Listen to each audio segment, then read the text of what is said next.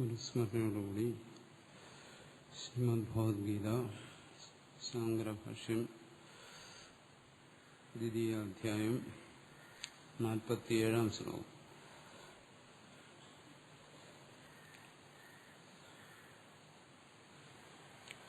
കർമ്മണ്യേവാധികാരസ്തേ മാ ഫലേഷു കദാചന മാ കർമ്മഫലഹേതുർഭൂ മാ തേ സംഗോസ്ഥ കർമ്മണി.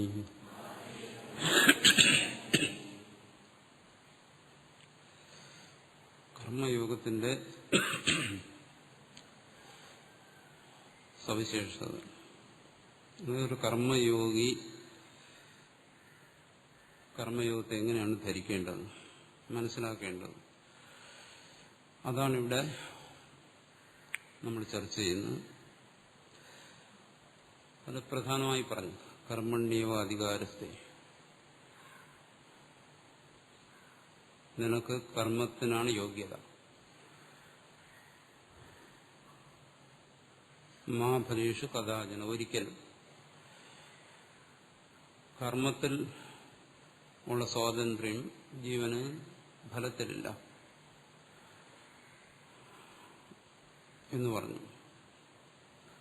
അതുകൊണ്ട് തന്നെ പറയുന്നു മാ കർമ്മഫലഹേതു, കർമ്മഫലത്തിന് നീ ഒരിക്കലും കാരണക്കാരനായി തീരരുത്. അതാണ് നമ്മൾ ചർച്ച ചെയ്തുകൊണ്ടിരുന്നത്.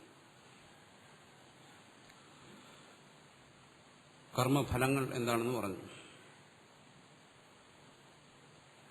കർമ്മഫലം മുഖ്യമായിട്ട് വരുന്ന കർമ്മഫലം സുഖദുഃഖാനുഭവം. ഒരു കർമ്മത്തിന് അനന്തഫലമാണ്. അതിൽ പ്രധാനമായിട്ട് മുഖ്യമായ ഫലം, പിന്നെ ഗുണമായ ഫലങ്ങൾ. അതിൽ മുഖ്യമായ ഫലം സുഖദുഃഖാനുഭവമാണ്. അതിന്റെ ഗുണമായ, അതായത് അപ്രധാനമായ ഫലങ്ങളിൽ ജന്മം തുടങ്ങി സർവവും ഉൾപ്പെടുന്നു. കർമ്മഫലം തന്നെ ജ്ഞാതം അജ്ഞാതം അങ്ങനെ രണ്ട് തരത്തിലും ഉണ്ടെന്ന് പറഞ്ഞു. അറിയുന്ന ഫലങ്ങൾ, അറിയാത്ത ഫലങ്ങൾ. അങ്ങനെ കർമ്മത്തിന്റെ ഫലങ്ങൾ അനന്തമാണ്. ഈ കർമ്മഫലത്തിന് ഹേതുവാകരുത് എന്നർത്ഥം. അപ്പോൾ കർമ്മം ചെയ്യുക, കർമ്മഫലത്തിന് ഹേതുവാകാതിരിക്കുക, അതാണ് കർമ്മയോഗിയുടെ സവിശേഷത. സാധാരണ ഒരു വ്യക്തി കർമ്മം ചെയ്തു കഴിഞ്ഞാൽ അയാൾ കർമ്മഫലത്തിന് കാരണക്കാരനായിത്തീരും.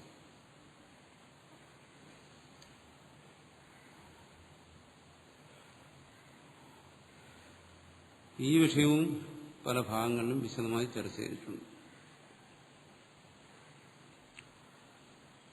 അപ്പോൾ വിശദമായ ചർച്ച എന്ന് പറയുമ്പോൾ പലരുടെയും മനസ്സിൽ തോന്നും, ഇവിടെ ഇപ്പോൾ അർജുനനോട് ഭഗവാൻ ഇത്രയല്ലേ പറഞ്ഞുള്ളൂ, കർമ്മണ്യേവ അധികാരസ്ഥേ മാ ഫലേഷു കദാചന. നമ്മളത് മണിക്കൂറുകളോളം നമ്മളിതിനെ ചർച്ച ചെയ്യുന്നു. അങ്ങനെയാണെങ്കിൽ പിന്നെ ഭഗവാൻ അങ്ങനെ വിശദീകരിക്കണമായിരുന്നല്ലോ. ഭഗവാൻ ചെയ്യാത്ത കാര്യമാണല്ലോ നമ്മൾ ചെയ്യുന്നത്. ഇത് കുറച്ച് അധിക പ്രസംഗമല്ലേ എന്ന് ചിലപ്പോൾ നമ്മുടെ മനസ്സിൽ തോന്നാം. ഇത്രയൊക്കെ നീണ്ട ഒരു ചർച്ച ഇതിൻ്റെ ആവശ്യമുണ്ടോ? അങ്ങനെ നീണ്ട ഒരു ചർച്ചയിലേക്ക് പോകുമ്പോൾ അവിടെ നമ്മൾ ചർച്ച ചെയ്യുന്നത് ഇതുമായിട്ട്, നമ്മുടെ ചർച്ച ഇതുമായിട്ടുള്ള ബന്ധം എങ്ങനെയായിരിക്കും? നമ്മുടെ വിഷയത്തിൽ നിന്ന് വ്യതിചലിച്ച് പോകുമോ എന്നൊക്കെ സംശയം വരാം മനസ്സിൽ. സത്സംഗമൊക്കെ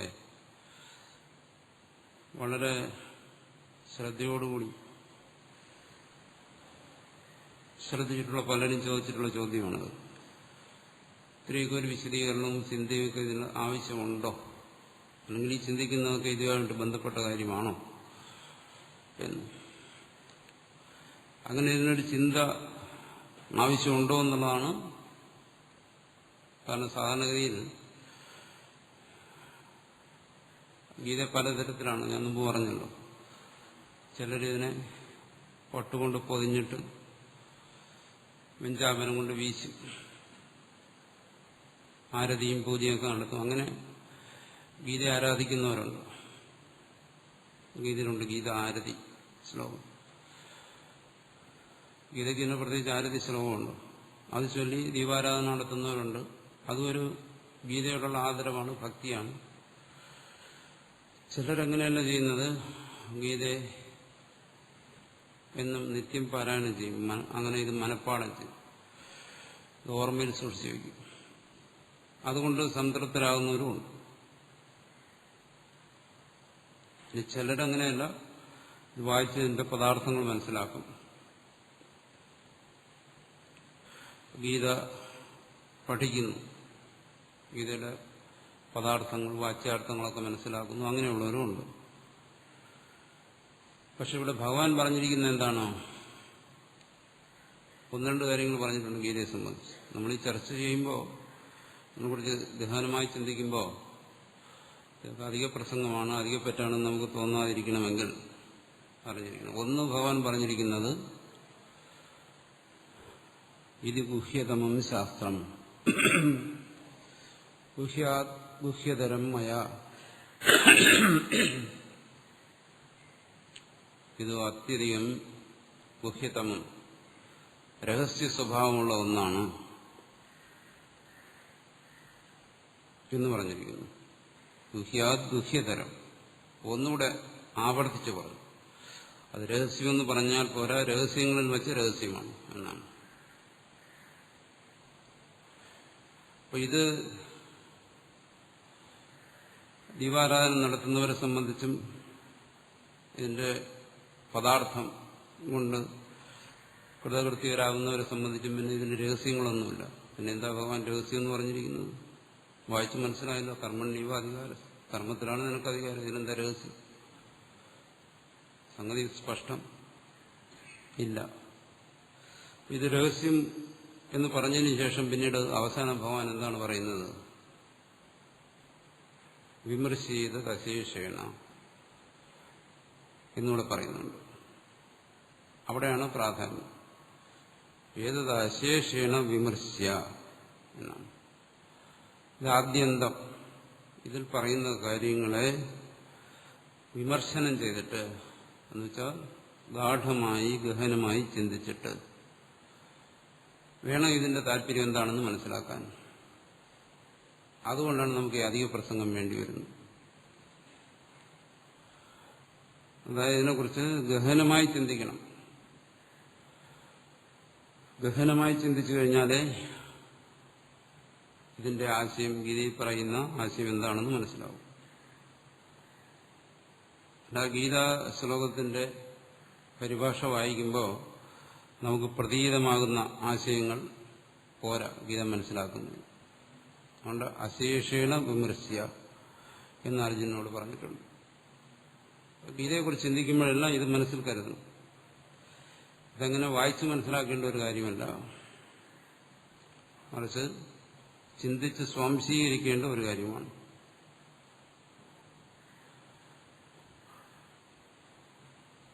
ഇനി ഇതിൽ പറയുന്ന പല കാര്യങ്ങളും, ഇവിടെ ഇപ്പോൾ കർമ്മയോഗത്തിന്റെ പ്രകടനമാണ്. ഗീതയിൽ പറയുന്ന പല കാര്യങ്ങളും ഇന്ന് നമുക്ക് ചിന്തിച്ചാൽ പിടികിട്ടാത്ത കാര്യങ്ങൾ ഒരുപാടുണ്ടോ. ചിന്തിച്ചാലും നമുക്ക് മനസ്സിലാകാത്ത കാര്യങ്ങൾ ഒരുപാട് ഇതിനകത്ത് പറയുന്നുണ്ട്.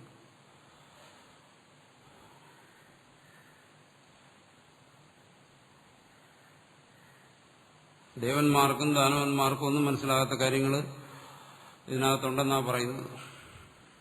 അപ്പൊ പിന്നെ നമ്മൾ ചിന്തിച്ചാൽ എല്ലാം പിടികിട്ടത്തില്ല. കുറേ കാര്യങ്ങളെ നമുക്ക് മനസ്സിലാവും. അപ്പോൾ വളരെ ആഴത്തിൽ ചിന്തിച്ച് മനസ്സിലാക്കേണ്ട കാര്യങ്ങൾ പറഞ്ഞിരിക്കുന്നത്. അതുകൊണ്ടാണിത് ഗുഹ്യതമം എന്ന് പറഞ്ഞത്. ഭാഷ്യകാരനും ഇടയ്ക്കിടയ്ക്ക് പറയും എന്താണ് ഇത് പ്രാകൃത ബുദ്ധികൾക്ക്, ദുർബുദ്ധികൾക്ക് എന്ന് പറയുമ്പോൾ അതൊരു ചീത്ത അർത്ഥത്തിലല്ല പറയുന്നത്. സാധാരണ ജീവന്മാരെല്ലാം അങ്ങനെയാണ്, പ്രാകൃത ബുദ്ധികളാണ്, ദുർബുദ്ധികളാണ്. അവരുടെ മനസ്സിൽ ഗീതയ്ക്കുള്ള സ്ഥാനം വളരെ കുറവാണ്. അപ്പോൾ അവിടെ ഗീതയെ അങ്ങോട്ട് അടിച്ചു കയറ്റേണ്ടി വരും. ബുദ്ധിയിൽ ഇടമില്ല, സ്ഥലമില്ല. അതിനു വേണ്ടിയിട്ടാണ് നമ്മളിതിനെ നമ്മുടെ ജീവിത സന്ദർഭങ്ങളുമായി ചേർത്ത് വെച്ച് നമുക്ക് ഇത്തരം കാര്യങ്ങൾ ചിന്തിക്കേണ്ടി വരും. എന്നാലും ഇതിൽ നിന്ന് എന്തെങ്കിലും ഒന്ന് ഇതിൻ്റെ ഒരു അംശം നമുക്ക് മനസ്സിലാക്കാൻ പറ്റും. ഇതേക്കുറിച്ച് തന്നെ പറയുന്നുണ്ട്. ഭഗവാൻ എന്തായാലും അറിഞ്ഞിട്ട് തന്നെയാണ് പറഞ്ഞത്. വ്യാസഭഗവാനാണെങ്കിലോ ഇതിന്റെ 3/4 ഭാഗം അറിഞ്ഞു എന്നാണ്. ഇതിന്റെ 3/4 ഭാഗം വ്യാസഭഗവാൻ അറിഞ്ഞു. സഞ്ജയൻ കുറച്ചുകൂടെ മുടുക്കനായിരുന്നുകൊണ്ട് ഇതിന്റെ പകുതി അറിഞ്ഞു. അർജുനനാണെങ്കിലും ഇതിന്റെ കാലേ അറിഞ്ഞുള്ളൂ, 1/4 ഭാഗം. അപ്പൊ പിന്നെ നമ്മുടെ കാര്യമോ? അപ്പൊ പിന്നെ നമുക്ക് ഇതിനെക്കുറിച്ച് ചിന്തിക്കുകയല്ലാതെ വേറെ വഴിയില്ല. എന്താ പറഞ്ഞിരിക്കുന്നത്? അപ്പൊ ഇതിന്റെ വ്യാഖ്യാതാക്കളെല്ലാം അതാ ചെയ്യുന്നത്. ജ്ഞാനികളായ പണ്ഡിതന്മാരായിട്ടുള്ള വ്യാഖ്യാതാക്കൾ ഇതിനെ അവര് വ്യാഖ്യാനം എന്ന് പറഞ്ഞാൽ ഇതിന് ഉപരിയുള്ള ഒരു ചിന്തയാണ്. കുറെ കാര്യങ്ങൾ അവർ ചിന്തിച്ചപ്പോൾ അവർക്ക് വെളിപ്പെട്ടിട്ടുണ്ട്. അർജുനനും കാര്യമായിട്ട് ചിന്തിക്കാനൊന്നും പറ്റിയില്ല. കാരണം പിന്നെ അവിടെ തന്നെ യുദ്ധത്തിലേക്ക് ഇറങ്ങി. അതുകൊണ്ട് കാര്യമായൊന്നും മനസ്സിലാക്കാൻ പറ്റിയില്ല. അതുകൊണ്ടാണ് വീണ്ടും പറയുന്നത് അതെല്ലാം ഞാൻ മറന്നുപോയി, ഒന്നുകൂടി ഒന്ന് വെളിപ്പെടുത്തണം. മറന്നുപോകുന്നത് ആരുടെയും കുറ്റമല്ല, കാരണം അത്രയും ഗഹനമായിട്ടുള്ള ഒരു കാര്യമാണ്. അതുകൊണ്ട് ഇത്തരം കാര്യങ്ങളിൽ ദീർഘമായൊരു ചർച്ച, ദീർഘമായൊരു വിചിന്തനം അത്യാവശ്യമാണ്. അത് ഭഗവാൻ തന്നെ ഉപദേശിക്കുകയാണ്. ഇത്രയും ഞാൻ പറയുന്നുള്ളൂ, ബാക്കിയെല്ലാം നീ ചിന്തിച്ച് മനസ്സിലാക്കിക്കൊള്ളാമെന്നാണ്. അതുകൊണ്ട് അവിടെ ഇതിൽ അന്തർലീനമായിരിക്കുന്ന കാര്യങ്ങൾ നമ്മൾ ചിന്തിച്ച് പുറത്ത് കൊണ്ടുവരണം. അതിനകത്തുണ്ട്. അല്ലെങ്കിൽ ശ്ലോകത്തിലൂടെ നമുക്ക് കാര്യം കഴിക്കാം. കർമ്മണ്യേവാധികാരം. ജീവിതകാലം മുഴുവൻ ഇങ്ങനെ ഉരുവിട്ടിരുന്നാലും അത് ഒരു പറച്ചിലായിട്ട് നിൽക്കും. അപ്പം അത് പോരാ എന്നുള്ളത് കൊണ്ടാണ് ഭഗവാൻ അങ്ങനെ പറഞ്ഞിരിക്കുന്നതുകൊണ്ടാണ്. ഇനി ആർക്കെങ്കിലും സംശയമുണ്ടെങ്കിൽ വിമർശിച്ചത് എന്ന് പറഞ്ഞിരിക്കുന്നതുകൊണ്ടാണ് നമ്മളിതിനെക്കുറിച്ച് ചർച്ച ചെയ്യുന്നതും ചിന്തിക്കുന്നതും എല്ലാം. അപ്പോൾ ഇവിടെ കർമ്മഫലത്തിന് ഹേതുവാകരുത് എന്ന് പറയുന്ന അതാണ് നമ്മുടെ ചർച്ചാ വിഷയം. അതാണ് നമ്മൾ ചർച്ച ചെയ്തുകൊണ്ടിരുന്നത്. അപ്പോൾ ഈ ഒരു ശ്ലോകത്തിൽ നമ്മൾ കൂടുതൽ ചർച്ച ചെയ്ത് വരുന്നതിന് ഒരു കാരണമുണ്ട്. കാരണം ഇത് ഗീതയിലെ പ്രസിദ്ധമായ ശ്ലോകമാണ്. രണ്ടാമത്, നമ്മൾ നിൽക്കുന്ന മണ്ഡലം എന്ന് പറയുന്നത് കർമ്മമണ്ഡലമാണ്. അപ്പോൾ അവിടെ ഇത് ചർച്ച ചെയ്ത് കഴിഞ്ഞാൽ, ചിന്തിച്ചു കഴിഞ്ഞാൽ കുറേയെങ്കിലും നമുക്ക് പ്രയോജനപ്പെടും. ഇത് ചർച്ച ചെയ്ത് ഇതെല്ലാം മനസ്സിലാക്കി എല്ലാവരും കർമ്മയോഗികളായി മാറും. അങ്ങനെയൊക്കെ മാറിയ നല്ലതാണ്. അങ്ങനെയൊക്കെ മാറുമെന്നുള്ള വ്യാമോഹമൊന്നും എൻ്റെ മനസ്സിലില്ല. പക്ഷെ അത് ചർച്ച ചെയ്ത് കഴിയുന്നതും മനസ്സിലാക്കാൻ ശ്രമിക്കുന്നതും ഒരാളെ സഹായിക്കും. അതൊരിക്കലും ഒരു പാഴ്വേലയാകത്തില്ല. അതുകൊണ്ട് നമുക്ക് അതിനെക്കുറിച്ച് കൂടുതൽ ചിന്തിക്കണം. എങ്ങനെയാണ് ഈ കർമ്മഫലത്തിന് ഹേതുവാകാതിരിക്കുന്നത്? കർമ്മഫലത്തെക്കുറിച്ച് പറഞ്ഞു, അത് മുഖ്യമായും സുഖദുഃഖങ്ങളാണ്. അപ്പോൾ കർമ്മയോഗിയെക്കുറിച്ച് പറയുന്ന ഭാഗത്തെല്ലാം ആവർത്തിച്ച് പറയുന്നതാണോ സമത്വം യോഗവിച്ഛേദേ. കർമ്മയോഗം എന്ന് പറയുന്നത് മനസ്സിന്റെ സമത്വമാണ്. കർമ്മയോഗയുടെ ലക്ഷണമായിട്ട് പറയുന്നു അത് തന്നെ, അടയാളമായിട്ട് പറയുന്നു അതാണ്. കർമ്മം ചെയ്യുമ്പോൾ ആർക്കാണോ മനസ്സിന് സമത്വമുള്ളത് അതാണ് കർമ്മയോഗം. ചെയ്യുന്ന കർമ്മം സ്വധർമ്മമായിരിക്കണം,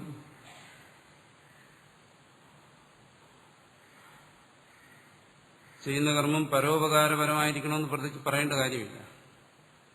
കാരണം ഇവിടെ കർമ്മയോഗി അഹന്തയെ ത്യജിച്ചുകൊണ്ടാണ് പ്രവർത്തിക്കുന്നത്, സ്വാർത്ഥത്തെ ത്യജിച്ചുകൊണ്ടാണ് പ്രവർത്തിക്കുന്നത്. തീർച്ചയായിട്ടും അത് വ്യാവഹാരികമായി പരോപകാരപ്രദമായിരിക്കും, ലോകദൃഷ്ടിയിൽ അത് പരോപകാരപ്രദമായിരിക്കും. പക്ഷെ ആത്മീയ ദൃഷ്ടിയിൽ എന്താണത്? ആത്മാർത്ഥം ചെയ്യുന്നതാണ്. കഴിഞ്ഞ ദിവസവും ഞാൻ പറഞ്ഞു, ആത്മീയ ദൃഷ്ടിയിൽ ആത്മാർത്ഥം, അതായത് തനിക്ക് വേണ്ടി ചെയ്യുന്നതാണ്. എന്തിനു വേണ്ടി? തന്റെ തന്നെ അന്ധകരണ ശുദ്ധിക്ക് വേണ്ടി ചെയ്യുന്നതാണ്. ലോകത്തിന് വേണ്ടി ഒന്നും ചെയ്യാനില്ല. പക്ഷെ ലോകദൃഷ്ടിയിൽ അത് പരോപകാരാർത്ഥമായി തീരുന്നു. സത്യമൊന്നല്ല, അത് സ്വാർത്ഥമാണ്, ആത്മാർത്ഥമാണ് ചെയ്യുന്നത്. അപ്പൊ ആത്മാർത്ഥമായി ചെയ്യുന്ന ഒരു പ്രവൃത്തി പരോപകാരാർത്ഥമായി തീരുന്നു. എന്തുകൊണ്ട്? അത് അവിടെ അഹന്തയെ ത്യജിക്കുന്നുണ്ട്. സ്വാർത്ഥതയെ എന്ന് പറഞ്ഞാൽ അഹന്തയെ ത്യജിക്കുന്നുണ്ട്. അല്ല നമ്മൾ മറ്റൊരാൾക്ക് വേണ്ടി ഒരു പ്രവൃത്തി ചെയ്യുന്നു, ആ രീതിയിൽ അത് പരോപകാരാർത്ഥമാകുക എന്നുള്ളതല്ല. കർമ്മയോഗി എന്ത് പ്രവൃത്തി ചെയ്താലും ശരി, അത് വ്യാവഹാരികമായ തലത്തിൽ അല്ലെങ്കിൽ ലോകദൃഷ്ടിയിൽ അത് പരോപകാരാർത്ഥവും ആത്മദൃഷ്ടിയിൽ അത് സ്വാർത്ഥവുമാണ്, അന്ധകരണ ശുദ്ധിക്ക് വേണ്ടിയിട്ടാണ്. അപ്പൊ സ്വാർത്ഥം പരാർത്ഥം എന്ന് പറയുന്നതിന് നമ്മൾ സാധാരണ ധരിച്ചിരിക്കുന്ന അർത്ഥങ്ങളല്ല അവിടെ.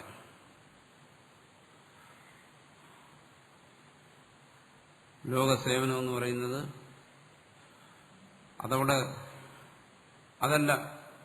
കർമ്മയോഗിയെ സംബന്ധിച്ചിടത്തോളം മുഖ്യമെന്ന് പറയുന്നത് എന്താണ്?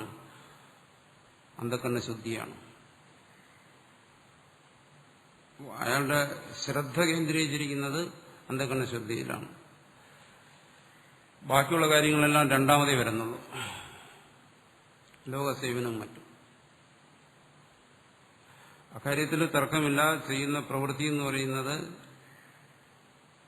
ലോകത്തിനു വേണ്ടി തന്നെയാണ് ചെയ്യുന്നത്.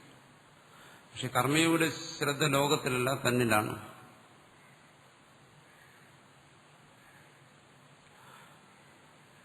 എപ്പോഴും തന്റെ അന്തരാത്മാവിനെയാണ് അയാൾ അനുസന്ധാനം ചെയ്യുന്നത്, ലോകത്തെ അല്ല. ചെയ്യുന്ന പ്രവൃത്തി ലോകത്തിന് ഉപകരിക്കട്ടെ. പക്ഷേ കർമ്മയോഗി എന്ത് ചെയ്യുന്നു? കർമ്മയുടെ ശ്രദ്ധ എന്ന് പറയുന്നത് തന്നിലാണ്, കർമ്മത്തിലല്ല, കർമ്മിയിലാണ്, ചെയ്യുന്നവനാണ് ശ്രദ്ധ. അപ്പൊ അവിടെ അയാൾ അഹന്തയെ ത്യജിക്കുന്നു. അഹന്തയെ എന്തിനു വേണ്ടി ത്യജിക്കുന്നു? അതാണ് പറഞ്ഞു, മാ കർമ്മഫല ഹേതു. കർമ്മഫലത്തിന് ഹേതുവാകാതിരിക്കാൻ വേണ്ടിയിട്ടാണ് അഹന്തയെ ത്യജിക്കുന്നത്. ഞാൻ പ്രവർത്തിക്കുന്നു എന്നുള്ള ഒരു ഭാവം, ആ ഭാവം കൂടാതെ പ്രവർത്തിക്കുക, അതാണ് അഹന്തയെ ത്യജിക്കുക എന്ന് പറഞ്ഞാൽ.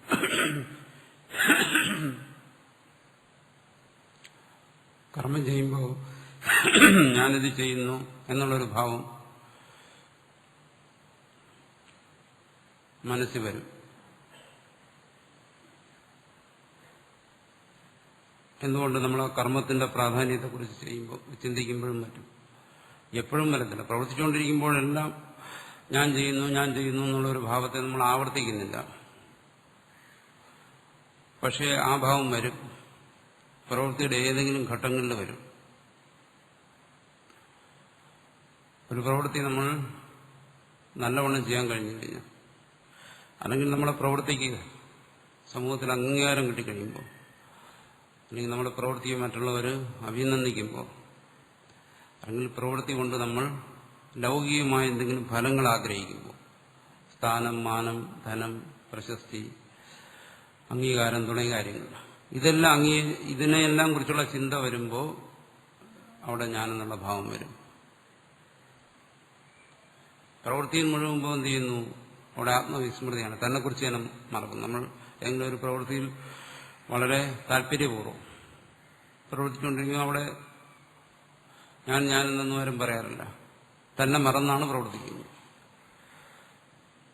പക്ഷേ ആ അഹം എന്ന് പറയുന്ന വരുന്ന ഇവിടെ അത് ആ പ്രവൃത്തിയുടെ ഫലവുമായി ബന്ധപ്പെടുന്ന സ്ഥലങ്ങളാണ്. ഇതൊക്കെയാണ് അതിന്റെ ഫലങ്ങൾ, സാധാരണ ഫലങ്ങൾ. സത്കർമ്മങ്ങളുടെ ഫലമായി, സത്കർമ്മങ്ങളുടെ ലൗകിക ഫലമായി ലൗകികർ കാണുന്ന ഇതൊക്കെയാണ് എന്താണ് ഈ പറയുന്ന അംഗീകാരം, അഭിമാനം, സ്തുതി, സ്ഥാനമാനങ്ങൾ, ധനം, യശസ്, കീർത്തി തുടങ്ങിയ കാര്യങ്ങൾ. അപ്പോൾ ഇതൊക്കെ കർമ്മത്തിന്റെ അവാന്തര ഫലങ്ങളാണ്. ഈ ഫലങ്ങളുമായി കർമ്മം ചെയ്യുന്നവൻ ബന്ധപ്പെടുമ്പോൾ എന്തു വരുന്നു? അവിടെ ഞാനെന്നുള്ള ഭാവം വരുന്നു. ആ വരുന്ന ഭാവത്തെ ത്യജിക്കുക എന്നുള്ളതാണ്. വേറെ തരത്തിൽ പറഞ്ഞാൽ കർമ്മഫലത്തിനോട് ജീവനെ ബന്ധിപ്പിക്കുന്നത് ഈ ഞാനെന്ന് പറയുന്ന ഭാവമാണ്. ആ ഞാനെന്നുള്ള ഭാവം വന്നില്ലെങ്കിൽ അവിടെ ഈ ഫലങ്ങളുമായിട്ട് ജീവന് ബന്ധമില്ല. ഒരു പ്രവൃത്തി ചെയ്തതിനു ശേഷം നമ്മൾ അഭിമാനിക്കുന്നു, എനിക്കിത് ഭംഗിയായി ചെയ്യാൻ കഴിഞ്ഞു, മറ്റുള്ളവർ അഭിനന്ദിക്കത്തക്ക രീതിയിൽ ചെയ്യാൻ കഴിഞ്ഞു. ആ തരത്തിലൊരു അഭിമാനം വരുമ്പോൾ മാത്രമാണ് നമ്മൾ ആ അഭിനന്ദനത്തിനോട് ബന്ധപ്പെടുന്നത്. അല്ലെങ്കിൽ കർമ്മം അതിന്റെ വഴിക്ക് പോയി ചെയ്തവൻ അതിൽ നിന്ന് വേറിട്ട് നിൽക്കുന്നു. ഇതിനെയാണ് ആസക്തി എന്ന് പറയുന്നത്. ജീവൻ കർമ്മഫലങ്ങളോട് ആസക്തനാകുന്നത് ഈ അഹന്തയിലൂടെയാണ്. ഞാനെന്നുള്ള ഭാവം, സംസ്കൃതത്തിൽ അതിന് അഹന്ത എന്ന് പറയും. മലയാളത്തിൽ പറയുന്ന ധിക്കാരം എന്നുള്ള അർത്ഥത്തിലല്ല നമ്മളിവിടെ ചർച്ച ചെയ്യുന്നു. അത് ശ്രദ്ധിക്കുന്നു. അതിന് വലിയ അഹന്തയുണ്ട് എന്ന് പറഞ്ഞു കഴിഞ്ഞാൽ അവന് വലിയ ധിക്കാരിയാണെന്നാണ്, ആരും പറഞ്ഞ അനുസരിക്കാത്തവൻ. ഇവിടെ അങ്ങനെ ഒരു അർത്ഥമേ ഇല്ല. നമ്മൾ അഹന്ത എന്ന് ചർച്ച ചെയ്യുന്നിടത്ത് അധ്യാത്മശാസ്ത്രത്തിൽ അഹന്തയ്ക്ക് ധിക്കാരം എന്നുള്ള അർത്ഥമില്ല. സാധാരണഗതിയിൽ ഞാനെന്ന് നമ്മുടെ ഉള്ളിൽ തോന്നുന്ന ഒരു ഭാവം എന്നേ അതിനർത്ഥമാണ്. അഹമ്മതി എന്ന് പറയുന്നു, അഹങ്കാരം, അഹന്ത, ധിക്കാരം, ആ അർത്ഥമല്ല ഇവിടെ.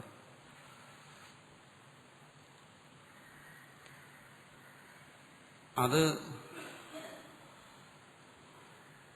ഒരു ദുർവികാരമാണ്. ഒരു ദുർവികാരത്തെക്കുറിച്ച് പറയുന്നതാണ് അങ്ങനെ അഹന്ത എന്ന് പറയുന്നത്. ഇവിടെ അതല്ല. നമ്മൾ കർമ്മയോഗത്തെക്കുറിച്ചും മറ്റും ചർച്ച ചെയ്യുന്ന ഭാഗങ്ങളിൽ അഹന്ത എന്ന് പറയുന്നതിന് നമ്മുടെ മനസ്സിൽ സഹജമായി സ്മരിച്ചുകൊണ്ടിരിക്കുന്ന ഞാനെന്നുള്ള ഭാവം എന്നേ അർത്ഥമാണ്.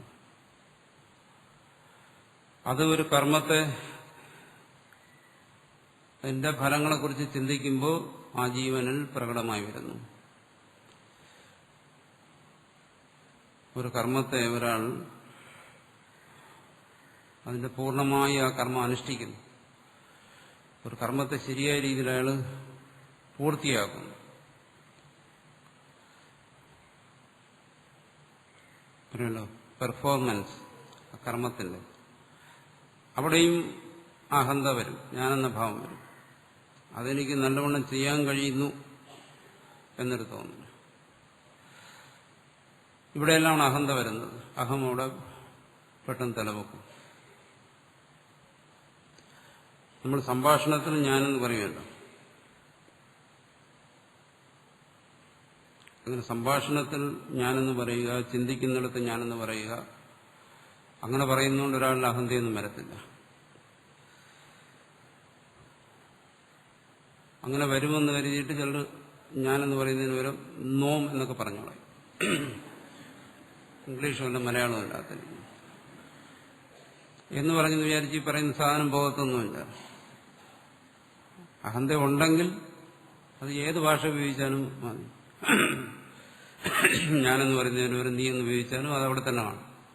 ഭാഷ ഉണ്ടെന്നും അതിനെ പരിഷ്കരിച്ച് മാറ്റാനൊക്കെ മനസ്സിന്റെ ഭാവമാണത്.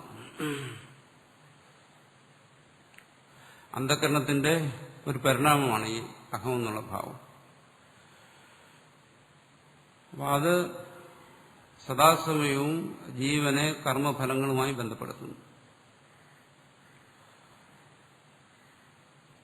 ഇത് കർമ്മത്തിന്റെ ലൗകികമായ അവസ്ഥ. അതായത് ലൗകികനായ ഒരു മനുഷ്യൻ, സാധാരണ മനുഷ്യൻ കർമ്മം ചെയ്യുമ്പോൾ ആ കർമ്മത്തിൽ നിന്ന് ഫലങ്ങളുണ്ടാകുന്നു. ആ ഫലങ്ങളോട് അഹന്ത ആ ജീവനെ ബന്ധപ്പെടുത്തിക്കൊണ്ടിരിക്കുന്നു.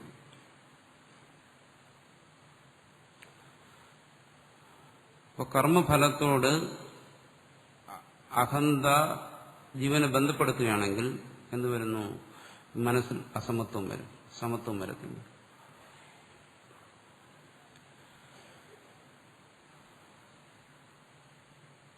അതെങ്ങനെയാണ് സംഭവിക്കുന്നത്? ഈ കർമ്മഫലം പറഞ്ഞല്ലോ, സുഖദുഃഖങ്ങളാണ് മുഖ്യമായ ഫലങ്ങൾ. അത് സാധാരണ 3 തരത്തിൽ, അതിനെ 3ആയി വിഭജിക്കാറുണ്ട്. തീവ്രം, മധ്യം, മന്ദം, ഇങ്ങനെ 3ആയിട്ട്. നമുക്കറിയാവുന്ന കാര്യങ്ങൾ തന്നെ അതിന് ഒരു ശാസ്ത്രീയ ഭാഷയിൽ പറയുന്നു എന്നേ ഉള്ളൂ. അതായത് സുഖദുഃഖങ്ങളുടെ അനുഭവം, തീവ്ര സംവേദനം അതുണ്ടാകാറുണ്ട്. തീവ്രമായ അനുഭവങ്ങൾ, സുഖമായാലും ദുഃഖമായാലും. വളരെ കാമിയായ ഒരു മനുഷ്യന് തന്റെ കാമനയുടെ പൂർത്തീകരണത്തിൽ എന്ത് വിഷയത്തിന്റെ ഉപഭോഗമായാലും ശരി, അയാളിൽ തീവ്ര സംവേദനം ഉണ്ടാകുന്നു സുഖദുഃഖങ്ങളുടെ. ഇത് സാധാരണ കർമ്മികളുടെ അനുഭവമാണ്. ഇപ്പൊ പാൽപ്പായസം കുടിക്കണമെന്ന് ഒരാൾ വളരെ ആഗ്രഹിച്ചു,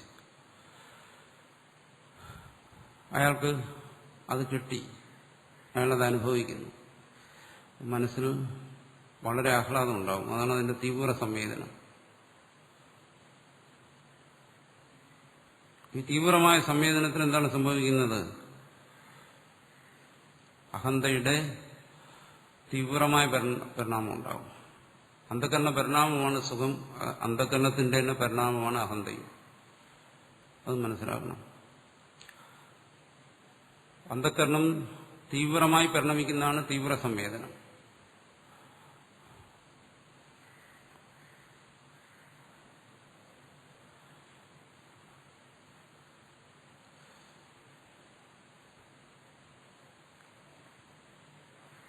അതിന് സംവേദനം എന്ന് പറയുന്നതിന് തന്നെ ഒരു പ്രത്യേകതയാണ്. നമ്മുടെ അന്ധകരണത്തിലുള്ള അനുഭവങ്ങൾ, സുഖദുഃഖാദി അനുഭവങ്ങൾക്കൊരു പ്രത്യേകതയുണ്ട്. ബാഹ്യ വിഷയങ്ങളെ അറിയുന്ന പോലെയല്ല. അന്ധകരണം എന്ന് പറയുന്നത് മുമ്പ് നമ്മൾ പഠിച്ചിട്ടുണ്ട്, അത് ചർച്ച ചെയ്തിട്ടുണ്ട്. അത് ചിച്ഛായയോടുകൂടിയതാണ്, ചൈതന്യമയമായിട്ടിരിക്കുന്നു സദാസമയം. അവിടെ അന്ധകരണത്തിലൊരു പരിണാമം ഉണ്ടായിക്കഴിഞ്ഞാൽ അതിനെ ജീവന് ഗ്രഹിക്കുന്നതിന്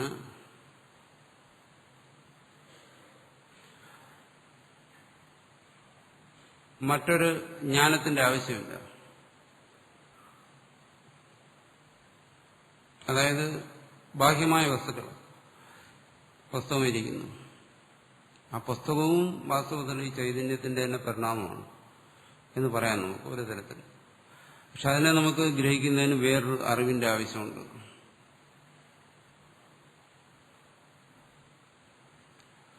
കാരണം അത് താമസികമായൊരു പരിണാമമാണ്.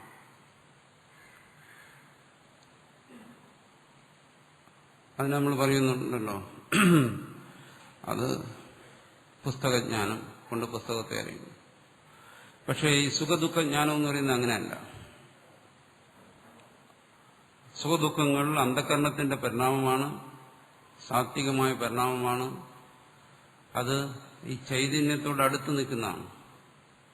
അതുകൊണ്ട് ഏത് സമയമാണോ നമ്മുടെ അന്ധകരണത്തിൽ സുഖം അല്ലെങ്കിൽ ദുഃഖം ഉണ്ടാകുന്നത്, ആ സമയം നമുക്കതിനെ അറിയാതിരിക്കാൻ കഴിയത്തില്ല. പുറത്ത് ഈ പുസ്തകം ഇരുന്നു കഴിഞ്ഞാൽ എനിക്ക് പുസ്തകത്തെ അറിയാതിരിക്കാൻ പറ്റും. എന്റെ മനസ്സിവിടെ ഇല്ലെങ്കിൽ എനിക്കിതിനെ അറിയാതിരിക്കാൻ പറ്റും. സുഖദുഃഖങ്ങളെ സംബന്ധിച്ച് അങ്ങനെയല്ല. അതിന്റെ പരിണാമം ഉള്ളിൽ സംഭവിച്ചു കഴിഞ്ഞാൽ അറിഞ്ഞേ തീരും. അത് ഉള്ളിൽ സുഖദുഃഖങ്ങൾ ഉണ്ടാകുക, നമ്മൾ അറിയാതിരിക്കുക, അങ്ങനെ ഒന്നും സംഭവിക്കത്തില്ല. പിന്നെ അവിടെ എന്താണ് സംഭവിക്കുന്നത്? അവിടെ സംഭവിക്കുന്നത്, പുസ്തകം പുറമേ ഇരിക്കുമ്പോൾ നമ്മൾ ഇതിനെ അറിയുന്നു, എപ്പോഴും ഒരു തരത്തിൽ തന്നെ അറിയുന്നു. സുഖദുഃഖങ്ങൾ അങ്ങനെയല്ല.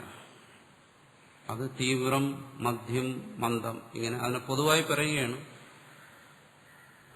1+1=2 എന്ന് പറയുന്ന പോലെ കൃത്യമായ കണക്ക് പറയുന്നതല്ല, ഒരു പൊതുവായ രീതി പറയുകയാണ്. അത് ഇങ്ങനെ 3 തരത്തിൽ പരിണമിക്കും.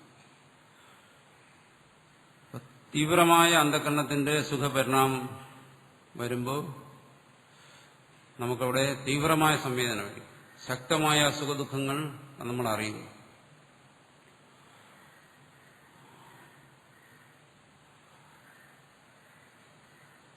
അത് നമ്മുടെ ശ്രദ്ധയിൽപ്പെടുന്നു വളരെ ശക്തമായി.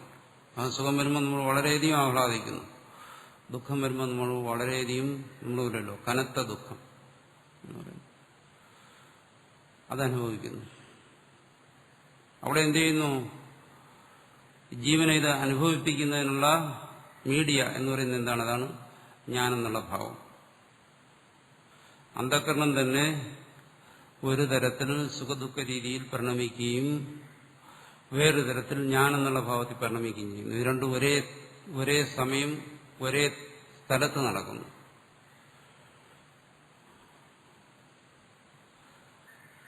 ഇതിനെ രണ്ടിനെയും പ്രകാശിപ്പിച്ചുകൊണ്ട് ഇതിൽ തന്നെ വ്യാപിച്ചിരിക്കുന്ന ചൈതന്യവും അവിടെ ഉണ്ട്.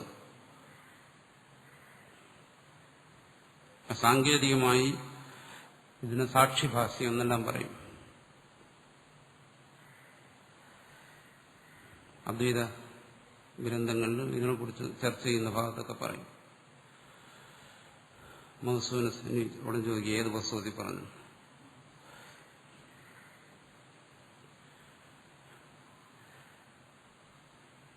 മധുസൂദന സരസ്വതി പോലെയുള്ളവർ പറഞ്ഞിട്ടുണ്ട്. പുസ്തകം പറഞ്ഞിട്ട് പ്രയോജനമില്ല, അതുകൊണ്ട് പറയുന്നില്ല.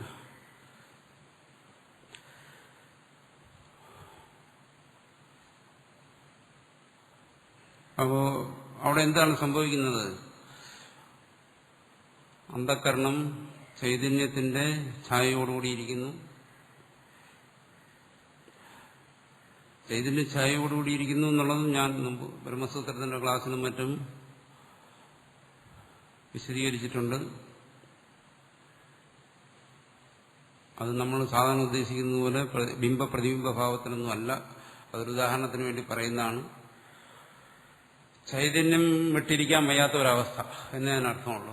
അല്ലെങ്കിൽ ചൈതന്യ സാന്നിധ്യത്തിൽ അത് സ്ഥിതി ചെയ്യുന്നു, ചിന്മയമായിരിക്കുന്നു എന്നെല്ലാം പറയും. ആ ഒരവസ്ഥയിൽ സുഖദുഃഖങ്ങൾ ഉള്ളിൽ പ്രത്യക്ഷപ്പെടുക എന്ന് പറഞ്ഞു കഴിഞ്ഞാൽ, അല്ലെങ്കിൽ സുഖദുഃഖങ്ങളുടെ അനുഭവം നമുക്കുണ്ടാകുക എന്ന് പറഞ്ഞാൽ അതിന്റെ താല്പര്യം എന്താണ്? നമ്മുടെ അന്ധകരണം ആ രീതിയിൽ പരിണമിക്കുക. ആ പരിണാമത്തിന്റെ തീവ്രത അനുസരിച്ച് അഹന്തയും ശക്തമായി പരിണമിക്കുന്നു. അന്ധകരണം അഹന്താരൂപത്തിൽ പരിണമിക്കുന്നു. ജീവൻ എന്ത് ചെയ്യുന്നു? ഈ അഹന്ത എന്നുള്ള മാധ്യമത്തിലൂടെ സുഖദുഃഖങ്ങളെ ജീവൻ അനുഭവിക്കുന്നു. ആത്മാവിന്റെ നിർഗുണാവസ്ഥയിൽ ഒരനുഭവമില്ല. ഈ വിക്രിയകളെല്ലാം നടക്കുമ്പോഴും ആത്മാവ് എന്ത് ചെയ്യുന്നു? ത്രിപാദസ്യ അമൃതം ദിവി എന്ന് ശ്രുതി പറയുന്ന പോലെ അത് പരിശുദ്ധമായി പരമപവിത്രമായി തന്നെ നിൽക്കുന്നു. അവിടെ ഒന്നും സംഭവിക്കുന്നില്ല. അതുകൊണ്ടാണ് ആത്മാവ് അനുഭവിക്കുന്നു എന്ന് പറയാതെ ജീവൻ അനുഭവിക്കുന്നു എന്ന് പറയുന്നത്. അതുകൊണ്ടാണ് ഗീതയിൽ ഇത്തരം വിഷയങ്ങളെക്കുറിച്ച് ചർച്ച ചെയ്യുന്നിടത്ത് ആത്മാവെന്ന് പറയാതെ ദേഹി എന്ന് പറയുന്നു. ദേഹത്തോടു കൂടിയിരിക്കുന്നവൻ ജീവൻ. ജീവനെ സംബന്ധിച്ചാണ് നമ്മൾ ഈ പറയുന്നതല്ല. ആത്മാവിന്റെ യഥാർത്ഥ സ്വരൂപത്തിൽ ഇതൊന്നും തന്നെ സംഭവിക്കുന്നില്ല. അവിടെ ബന്ധമോക്ഷങ്ങളൊന്നും ഇല്ലാതെ സദാ സ്ഥിതി ചെയ്യുന്നതാണ് ആ സ്വരൂപം.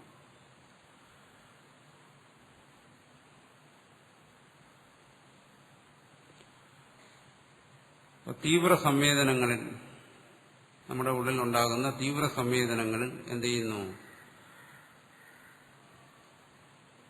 ഈ അഹന്തയോട് ജീവൻ പൂർണ്ണമായും താതാത്മ്യപ്പെട്ടിരിക്കുന്നു.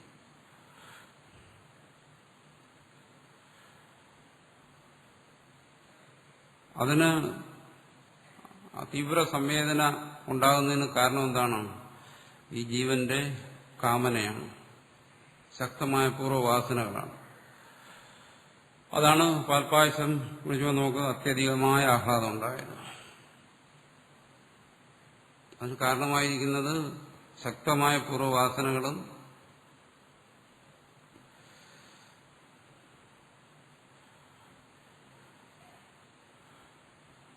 ശക്തമായ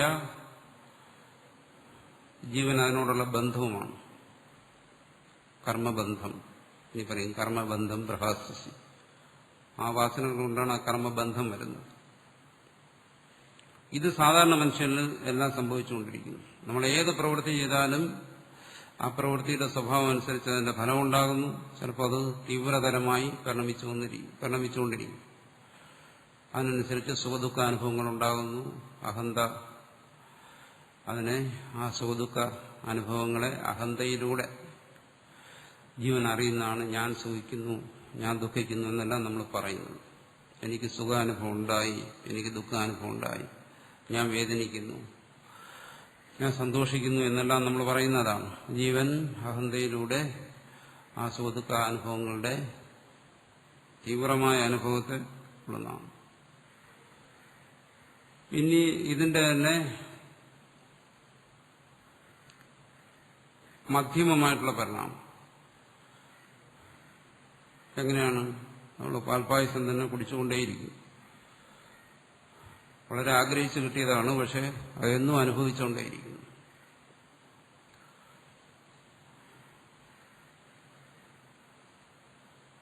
നേരത്തെ പറഞ്ഞല്ലോ, അനുഭവം കൊണ്ട് സംസ്കാരം നശിക്കുന്നു.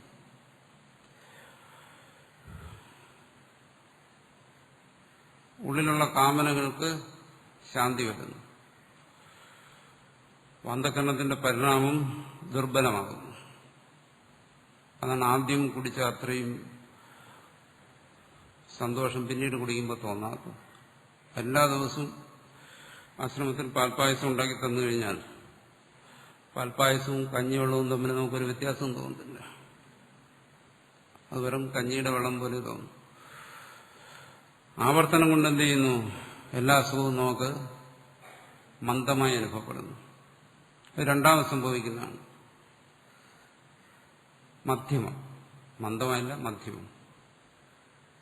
അപ്പോൾ സുഖ അനുഭവങ്ങളുടെ ആവർത്തനം കൊണ്ട്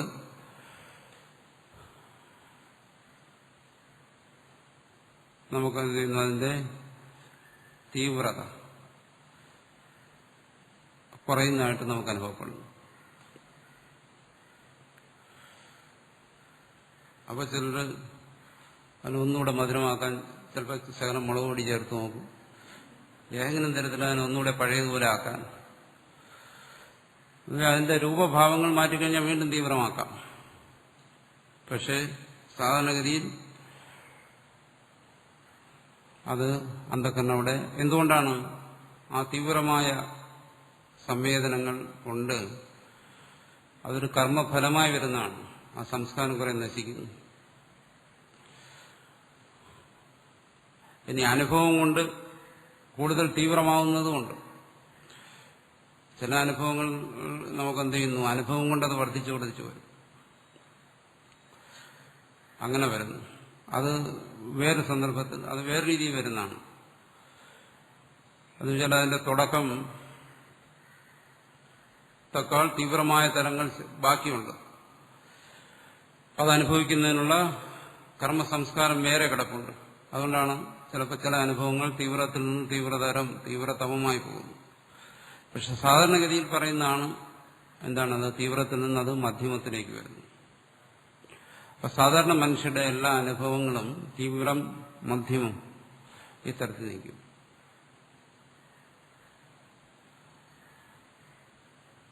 കർമ്മയോഗിയുടെ ആണെങ്കിലോ,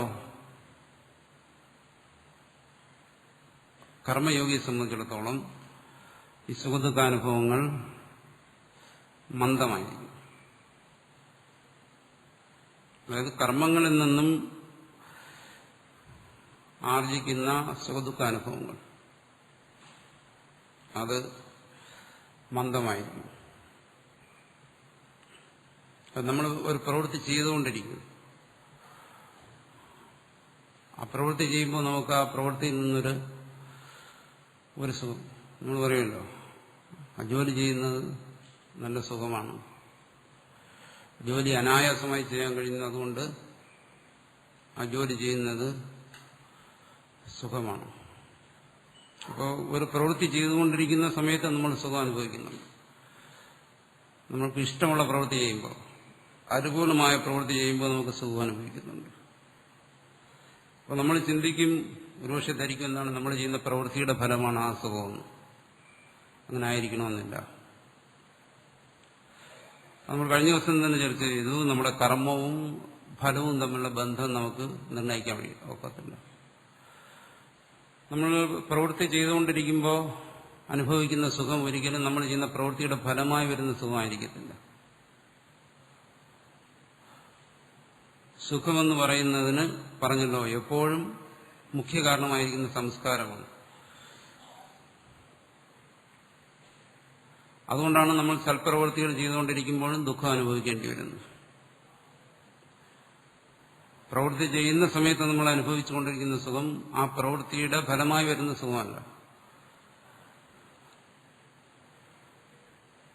അതുപോലെ തന്നെ പ്രവൃത്തി ചെയ്തുകൊണ്ടിരിക്കുമ്പോൾ നമ്മൾ അനുഭവിക്കുന്ന ദുഃഖവും ആ പ്രവൃത്തിയുടെ തന്നെ ഫലമായി വരുന്ന ദുഃഖമല്ല. ആ സുഖദുഃഖാനുഭവങ്ങൾക്ക് പൂർവ്വ സംസ്കാരവും കാരണമാണ് എന്ന് പറയുമ്പോൾ നമ്മൾ സൽപ്രവൃത്തികൾ ചെയ്തുകൊണ്ടിരിക്കുമ്പോഴും നമുക്ക് ദുഃഖാനുഭവം ഉണ്ടാവും. കാരണം ദുഃഖത്തിനുള്ള കാരണമായ സംസ്കാരം അന്ധകരണത്തിൽ കിടപ്പുണ്ട്. ഈ പ്രവൃത്തിയും ആ സുഖത്തെ സ്വാധീനിക്കാം. പക്ഷെ മുഖ്യമായി നമ്മൾ ചെയ്യുന്ന പ്രവൃത്തിയുടെ സുഖമല്ല അനുഭവിച്ചുകൊണ്ടിരിക്കുന്നു. ഈ തത്വം കർമ്മയോഗിക്ക് അറിയാവും, സാധാരണ കർമ്മിക്ക് അറിയത്തില്ല. അതുകൊണ്ടാണ് കർമ്മയോഗിയുടെ മനസ്സ് സമത്വത്തിലിരിക്കുന്നു എന്ന് പറയുന്നത്. കാരണം കർമ്മയോഗി ആണ് സൽപ്രവൃത്തി ചെയ്യുന്നത്.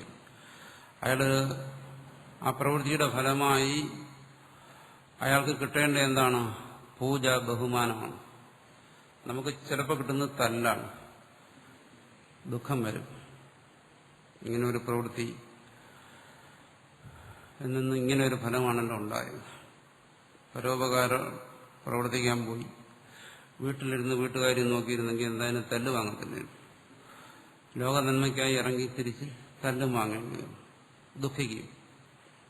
നമ്മൾ എന്ത് ചെയ്യുന്നു? അവിടെ ആ പ്രവൃത്തിയുടെ ഫലമായി ദുഃഖത്തെ കാണുന്നു. എന്തുകൊണ്ട്? അവിടെ കർമ്മയോഗമില്ല, കർമ്മമേ ഉള്ളൂ. സത്പ്രവൃത്തിയാണ് ചെയ്യുന്നത്. പക്ഷെ കർമ്മയോഗം ഇല്ലാത്തതുകൊണ്ട് എന്ത് വരുന്നു? മനസ്സിലവിടെ സമത്വമില്ല.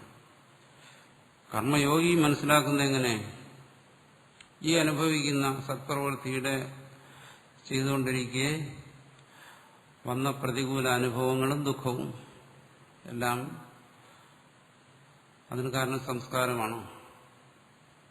അത് അനിവാര്യമാണ്. ആ തല്ല് എവിടെ ആയാലും എന്തെങ്കിലും ഒരിക്കൽ വാങ്ങിയേ തീരും. എവിടെ പോയാലും അത് നേരത്തെ തന്നെ നമുക്ക് തരാനായി ആരോ പൊതിഞ്ഞ് കെട്ടി വച്ചിരിക്കുകയാണ് സമ്മാനം. എവിടെ പോയാലും അത് വാങ്ങണം. അങ്ങനെയാണ് കർമ്മയോഗി അതിനെക്കുറിച്ച് ചിന്തിക്കുന്നത്. അപ്പോൾ നമ്മൾ സമ്മാനം, ആദരവ്, ബഹുമാനം പ്രതീക്ഷിക്കുന്നിടത്ത് തിരസ്കാരം, നിന്ദ, അപമാനം എല്ലാം വരുമ്പോൾ അതിന്റെ ഫലമായി മനസ്സിൽ ദുഃഖം ഉണ്ടാകുന്നു. സാധാരണ കർമ്മി തീവ്രമായി ദുഃഖം ഉണ്ടാകും. കർമ്മയോഗിക്ക് അതുണ്ടാകുന്നില്ല. കാരണം എന്ത് ചെയ്യുന്നു? കർമ്മയോഗിക്ക് ഇവിടെ പറഞ്ഞത് ഇതിന്റെ രഹസ്യം അറിയാം. താൻ ചെയ്യുന്ന കർമ്മത്തിന്റെ ഫലമല്ല, അത് തന്നിൽ സഞ്ചയിച്ചിട്ടുള്ള പാപത്തിന്റെ ഫലമാണ്. എവിടെ ദുഃഖമുണ്ടോ അത് പാപത്തിന്റെ ഫലം, എവിടെ സുഖമുണ്ടോ അത് പുണ്യത്തിന്റെ ഫലം. ഇതാണ് കർമ്മസംസ്കാരത്തിന്റെ നിയമം. അപ്പൊ ഇതിന് ഒരു കർമ്മത്തിനും മാറ്റം വരുന്നില്ല. അതുകൊണ്ട് സൽക്കർമ്മം ചെയ്യുന്ന വേളയിലും ദുഃഖം അനുഭവിക്കാം. ദുഷ്കർമ്മം ചെയ്യുന്ന അത് പറയില്ലേ, ഒരുപാട് ദുഷ്കർമ്മങ്ങൾ ചെയ്യുന്നുണ്ട്, പക്ഷെ സൂഹിക്കുന്നുണ്ട്. അസൂയോടെ പറയും, അവന്റെ തലയിൽ ഇടി വീഴുന്നു എന്ന് പറയുന്നില്ല. എന്തുകൊണ്ട്? സഞ്ചിതമായ ആർജിതമായ പുണ്യത്തിന്റെ ഫലം അയാൾ അനുഭവിച്ചുകൊണ്ടിരിക്കുന്നു. അപ്പോ വർത്തമാനാവസ്ഥയിൽ നമ്മൾ പ്രവർത്തിച്ചുകൊണ്ടിരിക്കുന്ന കർമ്മങ്ങൾക്കും നമ്മൾ അനുഭവിച്ചുകൊണ്ടിരിക്കുന്ന സുഖദുഃഖ അനുഭവങ്ങൾക്കും നേരിട്ട് ബന്ധമില്ല.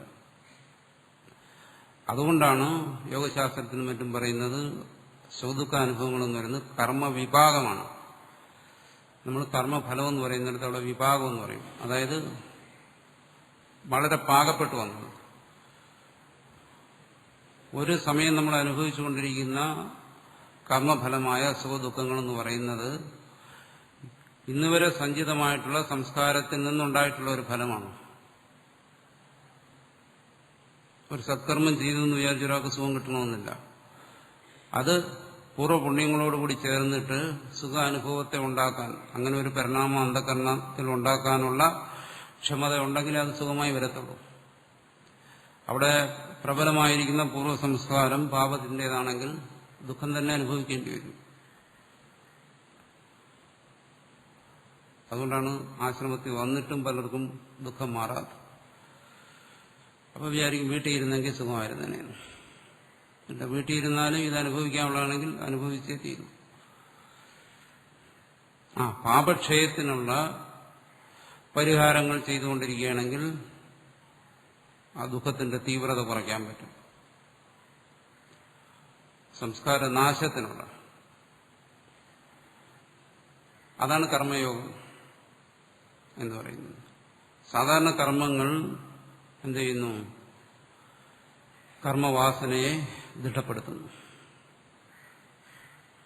ശക്തമായ കർമ്മപ്രേരണയെ വീണ്ടും ഉണ്ടാക്കും.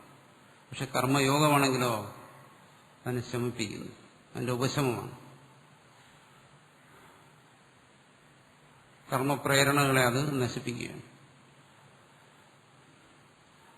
അപ്പൊ കർമ്മയോഗിയിൽ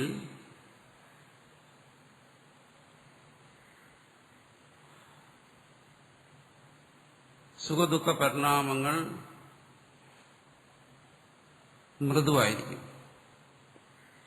മന്ദമായിരിക്കും. അതാണ് നമ്മൾ പറഞ്ഞു വരുന്നത്. അതിനുള്ള കാരണം എന്താണ്? അതായത് സുഖദുഃഖങ്ങൾക്ക് ഹേതുവായിട്ടുള്ള ശക്തമായ കർമ്മങ്ങളുണ്ടെങ്കിൽ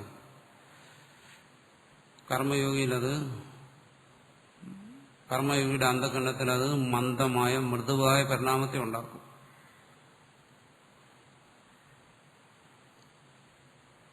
എന്തുകൊണ്ടാണ് സംഭവിക്കുന്നത്? പ്രധാനമായ ഒരു കാരണം, അന്ധകരണത്തിന്റെ തീവ്രമായ പരിണാമത്തിന് കാരണമായിരിക്കുന്നത് ഒന്ന് കാമനയാണ്. സാധാരണ കർമ്മം ചെയ്യുന്നവനിൽ അത് ശക്തമായിട്ടുണ്ട്. ഏത് കർമ്മം ചെയ്താലും, സത്കർമ്മമായാലും ശരി അല്ലാത്തതായാലും ശരി, നമുക്ക് ആഗ്രഹങ്ങളുണ്ട്. നമ്മുടെ നിസ്വാർത്ഥതയിലും കാമമുണ്ട്. നമ്മുടെ നിസ്വാർത്ഥം കൊണ്ട് നമ്മൾ പലതും ആഗ്രഹിക്കുന്നുണ്ട്. ഒന്നുമില്ലെങ്കിലും ലോകത്തിന്റെ അംഗീകാരം, ബഹുമാനം, പൂജ അതെങ്കിലും ആഗ്രഹിക്കും. ചിലർക്ക് പണം വേണ്ടിയിരിക്കും, അതിനോട് താല്പര്യം കാണത്തില്ല. പക്ഷെ അവർക്ക് സ്ഥാനം വേണം. 10 പേരെ ഭരിക്കാൻ കൈകെട്ടണം, അല്ലെങ്കിൽ ഉറക്കം വരത്തില്ല. അങ്ങനെയുള്ളവരുണ്ട്. പണത്തിനോടൊന്നും നോട്ടം കാണത്തില്ല. 10 പേരെ ഇട്ട് വട്ടം കറക്കിയാൽ അത് ആത്മസംതൃപ്തിയാണ്, ഭരിക്കുന്നതിനുള്ള ഒരു സുഖം. ചിലർക്ക് അതിലായിരിക്കുന്നുണ്ട്, ചിലർക്ക് അതുമല്ല, ചിലർക്ക് പണത്തിൽ തന്നെ ഇരിക്കുന്നുണ്ട്, ചിലർക്ക് മറ്റു പലതിലുമാണ് നോട്ടം. നമുക്ക് പറയാൻ വയ്യാത്ത കാര്യങ്ങൾ. അപ്പം അതിങ്ങനെ പോകും. അപ്പം നിസ്വാർത്ഥമായ കർമ്മം എന്ന് നമ്മൾ കരുതുന്നിടത്തും മനുഷ്യന് പല സ്വാർത്ഥതകളുമുണ്ട്. ഈ സാധാരണ മനുഷ്യന്റെ കാര്യം പറയുകയാണ്. ഉടൻ ജ്ഞാനിയിലേക്കൊന്നും പോയി ചിന്തിച്ചു കളയരുത്. സാധാരണ മനുഷ്യൻ എന്ന് പറഞ്ഞാൽ സത്കർമ്മം ചെയ്യുന്നവരിലുള്ള കാര്യം, ലോകസേവനം ചെയ്യുന്നവരിലുള്ള കാര്യങ്ങൾ ഇതൊക്കെയാണ്. ഒന്നുമല്ലെങ്കിൽ ലോകത്തിന്റെ അംഗീകാരമെങ്കിലും പ്രതീക്ഷിച്ചുകൊണ്ടായിരിക്കും ചെയ്യുന്നത്. അവിടെയെല്ലാം എന്ത് സംഭവിക്കുന്നു? അവിടെ അഹന്തയുടെ ശക്തമായ ഭാവം അവന്റെ അന്ധകരണത്തിലുണ്ട്. അന്ധകരണം അവിടെ തീവ്രമായി പരിണമിക്കുന്നു. അഹന്തയുടെ രൂപത്തിൽ. ആ അഹന്ത ഈ സുഖദുഃഖാനുഭവങ്ങളോടുകൂടി അതുപോലെ തന്നെ ബന്ധപ്പെടുന്നു. അപ്പൊ ജീവന് സുഖദുഃഖാനുഭവങ്ങൾ തീവ്രമായ സംവേദനം ഉണ്ടാകുന്നു. കർമ്മയോഗിയെ സംബന്ധിച്ചിടത്തോളമാണെങ്കിലോ അയാളിൽ ഒന്ന് കാമനയില്ല. അതുകൊണ്ട് തന്നെ അന്ധകരണത്തിൽ തീവ്രമായ പരിണാമം ഉണ്ടാകുന്നില്ല. അയാളെ സംബന്ധിച്ചിടത്തോളം സുഖം ദുഃഖമാണെന്ന് അനുഭവിച്ചറിയേണ്ട ആവശ്യമില്ല. അയാൾ ചിന്തിച്ചറിഞ്ഞിരിക്കുന്നു. വിഷമാണെന്ന് കുടിച്ചു നോക്കി അറിയേണ്ട ആവശ്യം വേറെ മൂഢനെ വരുന്നുള്ളൂ. വിവേകിയെ സംബന്ധിച്ചിടത്തോളം കുടിച്ചു നോക്കി അറിയേണ്ട ആവശ്യമില്ല വിഷമാണെന്ന്. അയാൾക്കറിയാം ഇത് കുടിച്ചു നോക്കിയാൽ പിന്നെ അറിയാൻ പറ്റത്തില്ലെന്ന്. മൂഢൻ അങ്ങനെയല്ല, ചിലപ്പോൾ നക്കി നോക്കും. പൊട്ടാസ്യം സയനൈഡ് ആണെങ്കിൽ അത് വിഷമാണോ എന്നറിയാം. വിവേകിന്റെ ആവശ്യമില്ല. അതുകൊണ്ട് എന്ത് ചെയ്യുന്നു? അയാളതിനെ വിഷമാണെന്നിനെ മനസ്സിലാക്കും. അതുകൊണ്ട് തന്നെ അയാൾക്ക് അനുഭവങ്ങളുടെ ആവർത്തനം ആവശ്യമില്ല. അപ്പോ അനുഭവങ്ങളുടെ ആവർത്തനം കൊണ്ടുവരുന്ന മധ്യമ പരിണാമവും അയാളെ സംഭവിക്കുന്നില്ല. മധ്യമ സംവേദനവും കർമ്മയോഗി സംഭവിക്കുന്നില്ല. മറിച്ച് കർമ്മയോഗി എന്ത് ചെയ്യുന്നു? അഹന്തയെ ത്യജിച്ചുകൊണ്ടാണ് കർമ്മം ചെയ്യുന്നത്. അതായത് കർമ്മത്തിന്റെ ഒരു തലങ്ങളിലും ആ കർമ്മഫലങ്ങളുമായി ബന്ധപ്പെടുത്തി ഞാനിത് ചെയ്തു എന്ന് അഭിമാനിക്കുന്നില്ല.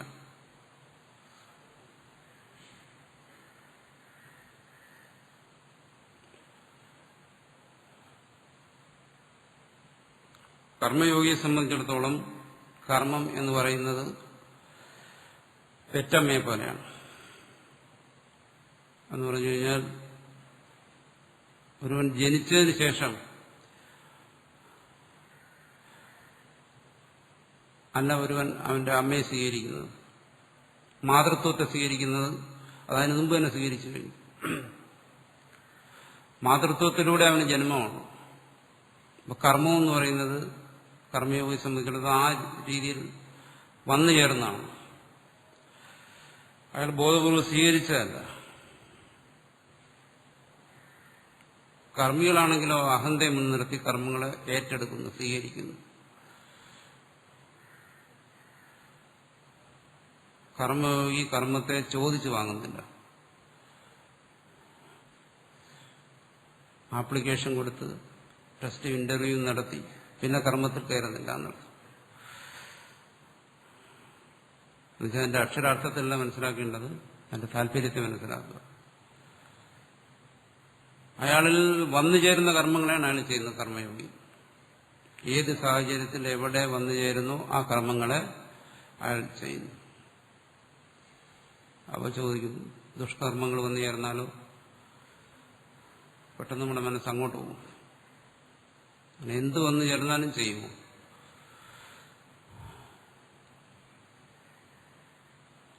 ഞാൻ പറഞ്ഞല്ലോ, കർമ്മ നിയമം മനുഷ്യന്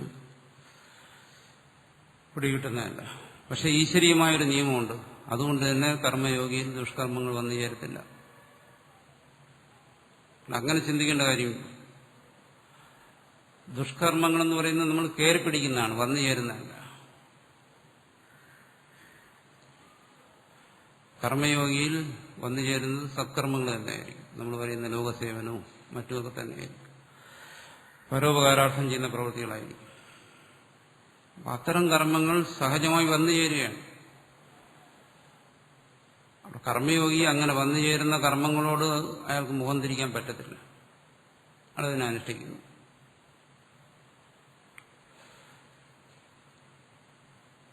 അവിടെ കാമന പ്രേരകമല്ല കർമ്മയോഗിക്ക് കർമ്മം ചെയ്യുന്നത്. കർമാനുഷ്ഠാന വേളയിലോ അല്ലെങ്കിൽ കർമ്മത്തിന്റെ ഫല തരുന്ന സന്ദർഭങ്ങളിലോ ഒന്നും കാമം അവിടെ പ്രേരകമല്ല. ഞാനെന്നുള്ള ഭാവം കൂടാതെ അയാൾ കർമ്മം ചെയ്യുന്നു. ഞാനെന്നുള്ള ഭാവം എന്ന് പറയുമ്പോൾ അത് പറയുന്നതിന് എളുപ്പമാണ്. അതിന്റെ പ്രതിഫലനം ഏതെല്ലാം തരത്തിലാണ് ഒരു ജീവനെ സ്വാധീനിക്കുന്നതെന്ന് ചിന്തിച്ചാലേ നമുക്കത് മനസ്സിലാവൂ. എങ്ങനെയാണ് അത് ഒഴിവാക്കേണ്ടതെന്ന്.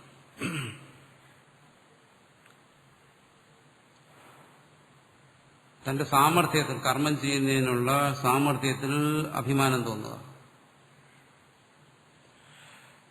അത് ആ ഞാനെന്നുള്ള ഭാവത്തിന്റെ ഒരു പ്രതിഫലനമാണ്. കർമ്മയോഗിയെ സംബന്ധിച്ചിടത്തോളം കർമ്മം ചെയ്യുന്നുള്ള സാമർഥ്യം കൊണ്ട്, പക്ഷെ അയാൾ അതിൽ അഭിമാനിക്കുന്നില്ല. ആ സാമർഥ്യത്തെ അയാൾ എന്ത് കരുതുന്നു? തന്റെ സാമർഥ്യം എന്ന് തന്റെ അഹന്തയോട് ചേർക്കുന്നില്ല. മറിച്ച് അയാൾ കരുതുന്നു എന്താണത്? ഈശ്വരന്റെ സാമർഥ്യമാണ്.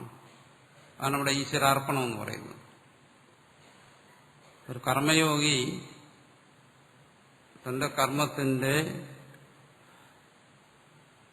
ഒരു തരത്തിലും അതിന്റെ അനുഷ്ഠാനത്തിലോ അതിന്റെ ഫലാംശത്തിലോ ഒന്നും സ്വയം അതിന്റെ ഗുണഭോക്താവാകുന്നില്ല.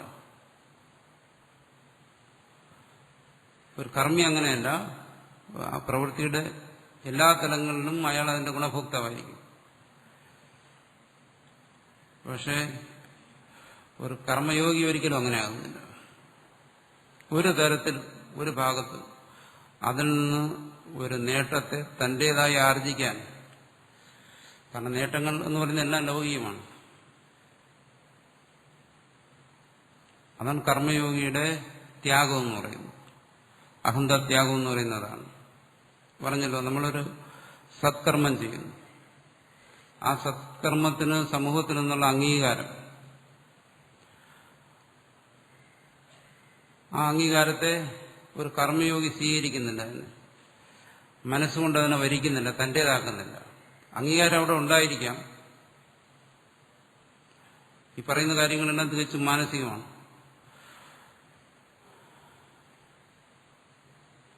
ഒരു അംഗീകാരം സത്കർമ്മം ചെയ്യുമ്പോൾ തീർച്ചയായും ലോകത്തിൽ കുറച്ചുപേരെങ്കിലും അതിനെ അംഗീകരിക്കും.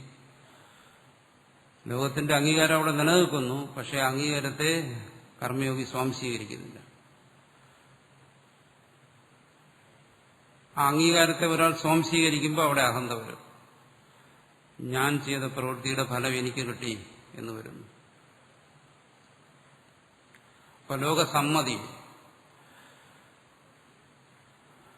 കുറിച്ച് കർമ്മയോഗി എന്താണ്? അവിടെ ഉദാസീനനാണ്. എത്ര പേര് ഇതിനെ കണ്ടു, അറിഞ്ഞു, അംഗീകരിച്ചു? സാധാരണ മനുഷ്യന്റെ ഓരോ പ്രവൃത്തിയിലും നിസ്സാരമായ കാര്യങ്ങൾ തുടങ്ങി വലിയ കാര്യങ്ങൾ വരെ സർവപ്രവൃത്തിയിലും ഇത്തരത്തിലുള്ള അംഗീകാരങ്ങളെ അയാൾ സ്വീകരിക്കുന്നുണ്ട്. ഗുണഭോക്താവാണ് ആ കർമ്മങ്ങളുടെ ഏതെങ്കിലും തരത്തിൽ. ഒന്നുമില്ലെങ്കിൽ അയാളുടെ മനസ്സിൽ ഞാനിത് സമർത്ഥമായി ചെയ്തു എന്നെങ്കിലും തോന്നും. അവിടെ എന്തെല്ലാം മേന്മകളുണ്ടോ അതെല്ലാം കർമ്മയോഗി എന്ത് ചെയ്യുന്നു? അത് ഈശ്വരീയമായി കാണും. തന്റെ കഴിവല്ല. ആ നന്മകളെല്ലാം എന്താണ്? കർമ്മയോഗിക്കും അറിയത്തില്ല ഈ കർമ്മവും ഫലവും തമ്മിലുള്ള സൂക്ഷ്മമായ ബന്ധങ്ങളെക്കുറിച്ച്. നമ്മൾ ചെയ്യുന്ന ഒരു പ്രവൃത്തിയുടെ അംഗീകാരം വരുന്നു. അത് ഈ ചെയ്ത പ്രവൃത്തിയുടെ അംഗീകാരമാണോ നമുക്ക് സുഖഹേതുകമായി വരുന്നതെന്ന് നിശ്ചയിക്കാൻ പറ്റത്തില്ല. അതിന് എത്രയോ ജന്മങ്ങൾ ചെയ്ത പൂർവ്വ സംസ്കാരവും അതിന് കാരണമാണ്. അപ്പം വൃഥാ ഒരാൾ അഭിമാനിക്കണം, ഞാൻ ഈ ചെയ്ത പ്രവൃത്തി കൊണ്ട് എനിക്ക് അംഗീകാരം കിട്ടി. അത് വൃഥാഭിമാനമാണ്, സത്യമല്ല. അത് ഈ തത്വം കർമ്മയോഗി മനസ്സിലാക്കുന്നു. അതുകൊണ്ട് താൻ ചെയ്യുന്ന പ്രവൃത്തികളിൽ ഒരു ഭാഗത്തും അതിന്റെ ഗുണഭോക്തൃത്വം, അതിന് ഭോക്തൃത്വം എന്ന് പറയും, കർമ്മയോഗി സ്വയം സ്വീകരിക്കുന്നില്ല, അതിന് സ്വയം സ്വീകരിക്കുന്നില്ല. അപ്പൊ ഞാനെന്നുള്ള ഭാവത്തെ അവിടെ ഒഴിവാക്കാൻ വേണ്ടി എന്ത് ചെയ്യുന്നു? ഒരു കർമ്മി ഏതെല്ലാം കർമ്മത്തോടോ അല്ലെങ്കിൽ കർമ്മഫലത്തോടോ എല്ലാം ബന്ധപ്പെടുത്തി ഞാനെന്ന് ചിന്തിക്കുന്നോ ആ ഭാഗത്തെല്ലാം കർമ്മയോഗി ഈശ്വരനെന്ന് ചിന്തിക്കുന്നു. അതുകൊണ്ടാണ് നമ്മൾ മുമ്പ് പറഞ്ഞത് ഈശ്വരബോധമുള്ളവനെ കർമ്മയോഗം സാധ്യമാകൂ എന്ന് പറഞ്ഞത്. കാരണം ഞാനെന്ന് പറയുന്നതിന് പകരം വയ്ക്കുന്നതിന് ഈശ്വരനല്ലാതെ മറ്റൊന്നില്ല. ഈശ്വരൻ എന്ന് പറയുന്നത് നമുക്ക് വേറെ ഭാഷ ഉപയോഗിക്കാം. ഈശ്വരൻ എന്ന് പറയാം, ഗുരു എന്ന് പറയാം, നമ്മളമ്മ എന്ന് പറയുന്നു. അതെല്ലാം ഭാഷ വേറെ, തത്വം ഒന്നാണ്. പക്ഷെ അങ്ങനെ പകരം വയ്ക്കാൻ, അപ്പൊ ഞാൻ പറയുന്നത് ഞാൻ ശീലിച്ചു വന്ന ഭാഷയിലാണ്, നിങ്ങൾ മനസ്സിലാക്കുന്നത് നിങ്ങൾ ശീലിക്കുന്ന ഭാഷയിലായിരിക്കും. ഞാൻ ഈശ്വരൻ എന്ന് പറയുമ്പോൾ നിങ്ങൾ അമ്മ എന്ന് ഗ്രഹിച്ചോണം. കാരണം ഞാൻ പഠിക്കുകയും ശീലിക്കുകയും വന്ന ഭാഷ നിങ്ങളുടെ ഭാഷയിൽ പരിവർത്തനപ്പെടുത്തിക്കോണം. അപ്പോൾ അങ്ങനെ ഒന്ന് എന്തോ ഒന്നിനെ അല്ലാതെ, ഒരു തത്വത്തെ അല്ലാതെ നമുക്ക് ഞാനെന്ന് പറയുന്നതിന് പകരം വയ്ക്കാനൊന്നുമില്ല. അതുകൊണ്ടാണ് ഈശ്വരബോധം കൂടാതെ നമുക്കൊരിക്കലും കർമ്മയോഗിയാകാൻ കഴിയില്ല എന്ന് പറയുന്നത്. അപ്പോൾ സാധാരണ ഒരു ജീവൻ ഞാനെന്നുള്ള ഭാവന വരുന്നിടത്ത് ഒരു കർമ്മയോഗിക്ക് ഈശ്വരൻ എന്നുള്ള ഭാവന വരുന്നു. കാമന അവിടെ ഇല്ല. കാമനയല്ല അയാളെ പ്രേരിപ്പിക്കുന്നു. പറഞ്ഞല്ലോ, ഒരു സാധാരണ ഒരുവനെ കർമ്മത്തിൽ അല്ലെങ്കിൽ ഫലത്തിലുള്ള കാമനയാണ് കർമ്മത്തിന് പ്രേരകമായി നിൽക്കുന്നത്. കർമ്മയോഗിയെ സംബന്ധിച്ചിടത്തോളം പറഞ്ഞു, അയാൾ വന്നു ചേരുന്നു. മാതൃത്വം പോലെയാണ് അയാളെ സംബന്ധിച്ചിടത്തോളം കർമ്മം. ആ കർമ്മത്തെ അയാൾ സ്വീകരിക്കുന്നു, ആ കർമ്മത്തെ അയാൾ അനുഷ്ഠിക്കുന്നു. അതുകൊണ്ട് അയാളുടെ ഉള്ളിൽ അഹന്തയ്ക്ക് സ്ഥാനമില്ലാത്തതുകൊണ്ട് നമ്മൾ പറഞ്ഞു വരുന്നതാണ്, ഇതിന്റെ തുടക്കം വിട്ടുകളയായിരുന്നു. അയാളുടെ ഉള്ളിൽ സുഖദുഃഖ പരിണാമങ്ങൾ മൃദുവായിരിക്കും, മന്ദമായിരിക്കും. ഏതൊരു അന്ധകരണത്തിലാണോ അങ്ങനെ വളരെ മൃദുവായി മന്ദമായി സുഖദുഃഖ പരിണാമം സംഭവിച്ചുകൊണ്ടിരിക്കുന്നത്, അവിടെയാണ് സമത്വം. മനസ്സവിടെ ശാന്തമായി. ഇതാണ് പറഞ്ഞത്, കർമ്മയോഗിക്ക് ശാന്തിയുണ്ട്, കർമ്മിക്ക് ശാന്തിയില്ല.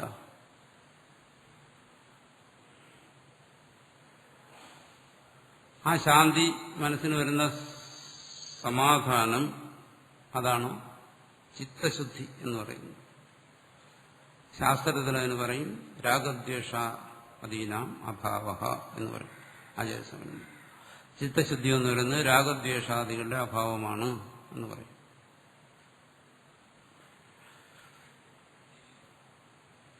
അപ്പൊ കർമ്മയോഗിക്ക് ചിത്തശുദ്ധി എന്ന് പറയുന്നത് സ്വസംവേദ്യമാണ്, സ്വയം അതിനറിയാൻ പറ്റുന്നു. വേറൊരാളും പറഞ്ഞു കൊടുക്കേണ്ട കാര്യമില്ല. താൻ ചെയ്യുന്ന പ്രവൃത്തി കർമ്മയോഗമാണോ എന്ന് അത് സ്വയം ബോധ്യപ്പെടുന്നു. മൂഢന്മാർക്ക് ഇത് സംഭവിക്കും. അവർ ചെയ്യുന്ന പ്രവൃത്തി കർമ്മയോഗമാണെന്ന് തെറ്റിദ്ധരിക്കും. അത് മൂഢത. പക്ഷെ കർമ്മയോഗിയെ സംബന്ധിച്ചിടത്തോളം സ്വസംവേദ്യം എന്ന് പറയുമ്പോൾ ആ സംവേദനം എങ്ങനെയാണ്? ഈ സുഖദുഃഖാദികളുടെ മൃദു സംവേദനം. അതിലൂടെ അയാളുടെ മനസ്സിന്റെ ശാന്തി, സമത്വം, യോഗവിച്ഛതി, യോഗ കർമ്മസ് കൗശലം അടുത്ത് പറയും. കർമ്മങ്ങൾ അതിന്റെ സ്വഭാവം തന്നെ എന്താണ്? അന്ധകരണത്തിൽ തീവ്രമായ സംവേദനങ്ങൾ ഉണ്ടാക്കുക എന്നുള്ളതാണ് അതിന്റെ സ്വഭാവം. പക്ഷെ അതേ കർമ്മങ്ങൾ ഒരു കർമ്മയോഗിയുടെ അന്ധകരണത്തിൽ മൃദു സംവേദനത്തെ ഉണ്ടാക്കുന്നത്. അതാണ് അതിന്റെ കൗശലം എന്ന് പറയുന്നത്. അയാൾ കർമ്മത്തെ കുശലമായി, സമർത്ഥപൂർവകമായി കർമ്മത്തെ അയാൾ ഉപയോഗിക്കുന്നു. ഇതാണ് കർമ്മയോഗത്തിന്റെ മർമ്മം എന്ന് പറയുന്നത്. ഏറ്റവും പ്രധാനപ്പെട്ട കാര്യം. അപ്പോൾ ഒരാൾ കർമ്മയോഗം ചെയ്യുന്നു എന്ന് പറഞ്ഞാൽ അയാൾ കർമ്മയോഗിയാണോ എന്ന് നമുക്ക് തിരിച്ചറിയാൻ പറ്റും. അയാൾ ആന്തരികമായി ശാന്തനായി, അയാൾ ഗംഭീരങ്ങളായ കർമ്മങ്ങൾ ചെയ്തു എന്നിരിക്കട്ടെ, സ്വസ്ഥനായിരിക്കും. ചിത്തസ്വസ്ഥത എന്ന് പറയും. ചിത്തത്തിന്റെ സ്വച്ഛന്തത, അത് കർമ്മയോഗിക്കാണ്. അത്തരം കർമ്മങ്ങൾ അയാളിൽ ഒരു തരത്തിലുമുള്ള കർമ്മവാസനകളെയോ കർമ്മസംസ്കാരത്തെയോ ഉണ്ടാക്കത്തില്ല.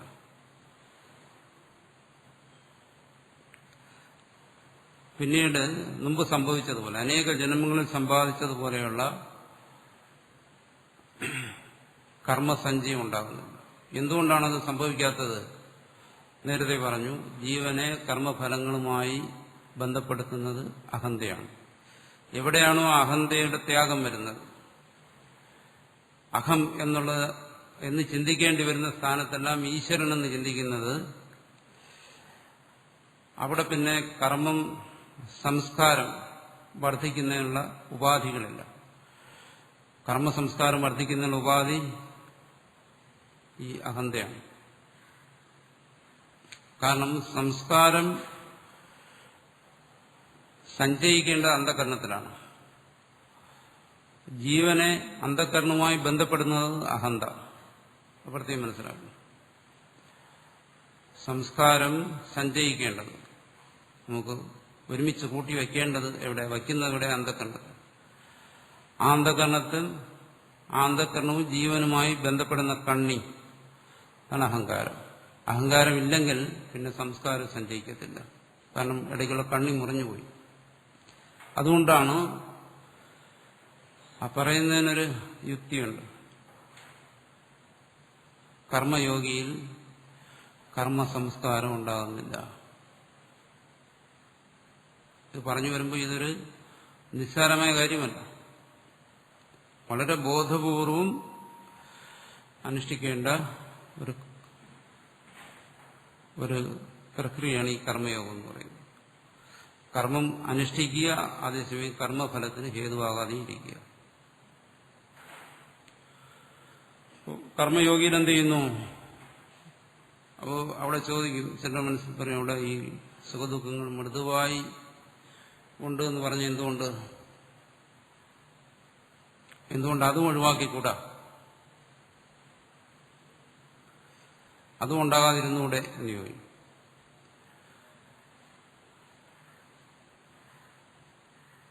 അപ്പോൾ സുഖദുഃഖാനുഭവങ്ങൾക്ക് ഒരു സവിശേഷതയുണ്ട്. അതായത് സുഖദുഃഖാനുഭവങ്ങൾ അത് സ്വതേ ബന്ധനകാരികളല്ല. എപ്പോഴാണോ അത് അഹന്തയുമായി ചേരുന്നത് അപ്പോൾ മാത്രമേ അത് ബന്ധനത്തെ ഉണ്ടാക്കുന്നുള്ളൂ. അതിനാണ് ജ്ഞാനിയുടെ ഉദാഹരണം പറയുന്നത്. ജ്ഞാനിയുടെ അന്ധകരണത്തിൽ സുഖദുഃഖാനുഭവങ്ങളുണ്ട്. ജ്ഞാനിക്കും പാൽപ്പായസം കുടിച്ചു കഴിഞ്ഞാൽ മധുരമായി അനുഭവപ്പെടും. മധുരമായി അനുഭവപ്പെട്ടാൽ സുഖം വരും. പക്ഷെ അവിടെ അഹന്തയില്ല. ജ്ഞാനിയെ തല്ലിയാലും ജ്ഞാനിക്ക് വേദനിക്കും, കരയും, നിലവിളിക്കും. പക്ഷെ അവിടെ അഹന്തയില്ല, സുഖദുഃഖാനുഭവമാണ്. അപ്പൊ സുഖദുഃഖാനുഭവങ്ങൾ സ്വതേ ഒരിക്കലും ബന്ധനകാരികളല്ല. എപ്പോഴാണോ അത് അഹന്തയുമായി ബന്ധപ്പെടുന്നത് അപ്പോൾ മാത്രമേ അത് ജീവനെ ബന്ധിപ്പിക്കുന്നുള്ളൂ. ജ്ഞാനിയെ സംബന്ധിച്ചിടത്തോളം എന്ത് ചെയ്യുന്നു? അവിടെ അഹന്ത നശിച്ചിരിക്കുന്നു. അതുകൊണ്ട് തന്നെ ജീവത്വം, ജീവഭാവം അത് നശിച്ചിരിക്കുന്നു. അതുകൊണ്ട് സുഖദുഃഖാനുഭവങ്ങൾ അന്ധകരണത്തിൽ നിലനിന്നാലും അതിനെ ആത്മാവുമായി ബന്ധിപ്പിക്കുന്ന കണ്ണികളൊന്നും അവിടെ ഇല്ല. ആ കെട്ടുകളൊന്നുമില്ല. അതാണ് ഹൃദയഗ്രന്ഥി. ഭിദ്യന്റെ ഹൃദയഗ്രന്ഥി എന്ന് പറയുന്നത് മനുഷ്യത്തിനും മറ്റും. ആ ഹൃദയഗ്രന്ഥികളെല്ലാം അവിടെ കെട്ട് അറ്റുപോയിരിക്കുകയാണ്. പക്ഷെ അജ്ഞാനിയെ സംബന്ധിച്ച് അങ്ങനെയല്ല. ഇതെല്ലാം ദൃഢമായി ബന്ധിച്ചിരിക്കുകയാണ്. അന്ധകരണം, അഹന്ത, ജീവഭാവം ഇതെല്ലാം കൂടെ കൂടിച്ചേരുന്നതാണ് ജീവഭാവം. ഇങ്ങനെ ഒരു ബന്ധനം അവൻ കൽപ്പിച്ചിരിക്കുകയാണ്. വാസ്തവമല്ല, കൽപ്പിതമാണ്. അദ്വൈത മതമനുസരിച്ച് കൽപ്പിതമാണെങ്കിലും അതുണ്ട്, കൽപ്പിതമായിട്ടുണ്ട്. ഇല്ലാതാകുന്ന പരമാർത്ഥത്തിനേ ഉള്ളൂ. അതുകൊണ്ട് അവനെന്ത് ചെയ്യുന്നു? ഓരോ കർമ്മത്തിനും കർമ്മഫലഹേതുവായിത്തീരുന്നു. കർമ്മഫലത്തിനവൻ കാരണക്കാരനായിത്തീരുന്നു ഈ അഹന്തയിലൂടെ. അതുകൊണ്ടാണ് ഇവിടെ കർമ്മയോഗത്തിന്റെ പ്രകടനത്തിൽ പറയുന്നത് മുഖ്യമായ രണ്ട് കാര്യങ്ങൾ. ഒന്ന് അഹന്താത്യാഗം, മറ്റൊന്ന് ഈശ്വരസ്മരണം. ഈ അഹന്താത്യാഗത്തിന് വേണ്ടിയിട്ടാണ് അർജുനനോട് പറയുന്നത് നിമിത്തമാത്രം. നീ ഒരു നിമിത്തമാണ്. ഒരു സന്ദർഭത്തിലും നീ വിചാരിക്കരുത് ഞാനാണിത് ചെയ്യുന്നത്. ഒരു പ്രവൃത്തിയെ സംബന്ധിച്ച് ഒരു സന്ദർഭത്തിലും ഞാനാണെന്ന് അഭിമാനിക്കരുത്. അതിന്റെ കർത്തൃത്വത്തെ ഏറ്റെടുക്കരുത്. ഈശ്വരസ്മരണയ്ക്ക് വേണ്ടിയിട്ടാണ് പറയുന്നത് മാം അനുസ്മര. ഒരു ഉദാഹരണം പറഞ്ഞു എന്നേ ഉള്ളൂ. പല സന്ദർഭങ്ങളിലും പല ഭാഷയിലും ഇത് പറയുന്നുണ്ട്. എന്നെ സ്മരിക്കുക. എവിടെയാണോ അഹന്തയെ സ്വീകരിക്കേണ്ടി വരുന്നത് അവിടെ ഈശ്വരനെ സ്മരിക്കുക.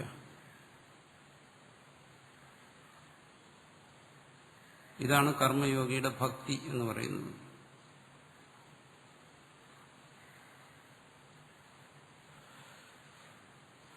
കർമ്മയോഗി എന്ന് പറയുന്നത് പരമഭക്തനായിരിക്കും. എന്തുകൊണ്ട്? ഈശ്വര സ്മരണം തന്നെയാണ് ഭക്തി എന്ന് പറയുന്നത്. ഈശ്വരാർപ്പണമായി കർമ്മം ചെയ്യുന്നു എന്ന് പറയുന്നതും ഇത് തന്നെയാണ്. എന്ത് ചെയ്യുന്നു? ഒരാൾ ഈ കർമ്മത്തിന്റെ ഓരോ ഫലങ്ങളെയും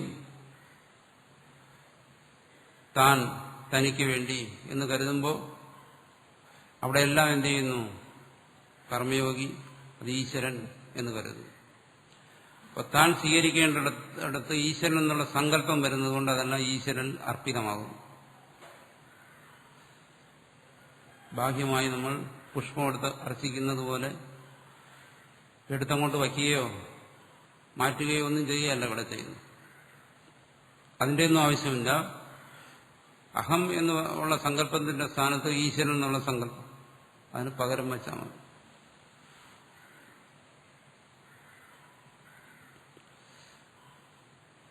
അതാണ് കർമ്മയോഗിയുടെ അഹന്താത്യാഗവും ഈശ്വര സമർപ്പണവും. അങ്ങനെ വരുമ്പോൾ മാത്രമേ അപ്പൊ ഈ പറയുന്നതെല്ലാം ഇതിന്റെ പൂർണ്ണതയിൽ നമുക്കിപ്പോൾ ചെയ്യാൻ പറ്റുമെന്ന് അടുത്ത ചോദ്യം വരും. ചിന്തിച്ച് മനസ്സിലാക്കാൻ തന്നെ പ്രയാസം. ഇതിവിടെ ആവശ്യപ്പെടുന്നത് എന്താണ്? അഭ്യസിക്കാനാണ് പറയുന്നത്. അർജുനോട് പറയുന്നു അത് തന്നെ, നീ ഇത് അഭ്യസിക്കുക, എന്നിട്ട് തുടങ്ങുക. സ്വല്പമപി, ഇത് കുറച്ചെങ്കിലും മതി, നിന്നാൽ കഴിയുമെന്നുള്ളത് മതി, ബാക്കി പിന്നീട് വന്നോളും. ഇത് തുടങ്ങാനാണ് ആവശ്യപ്പെടുന്നത്. അല്ല ഈ നിമിഷം തന്നെ ഇതിന്റെ പൂർണ്ണതയിൽ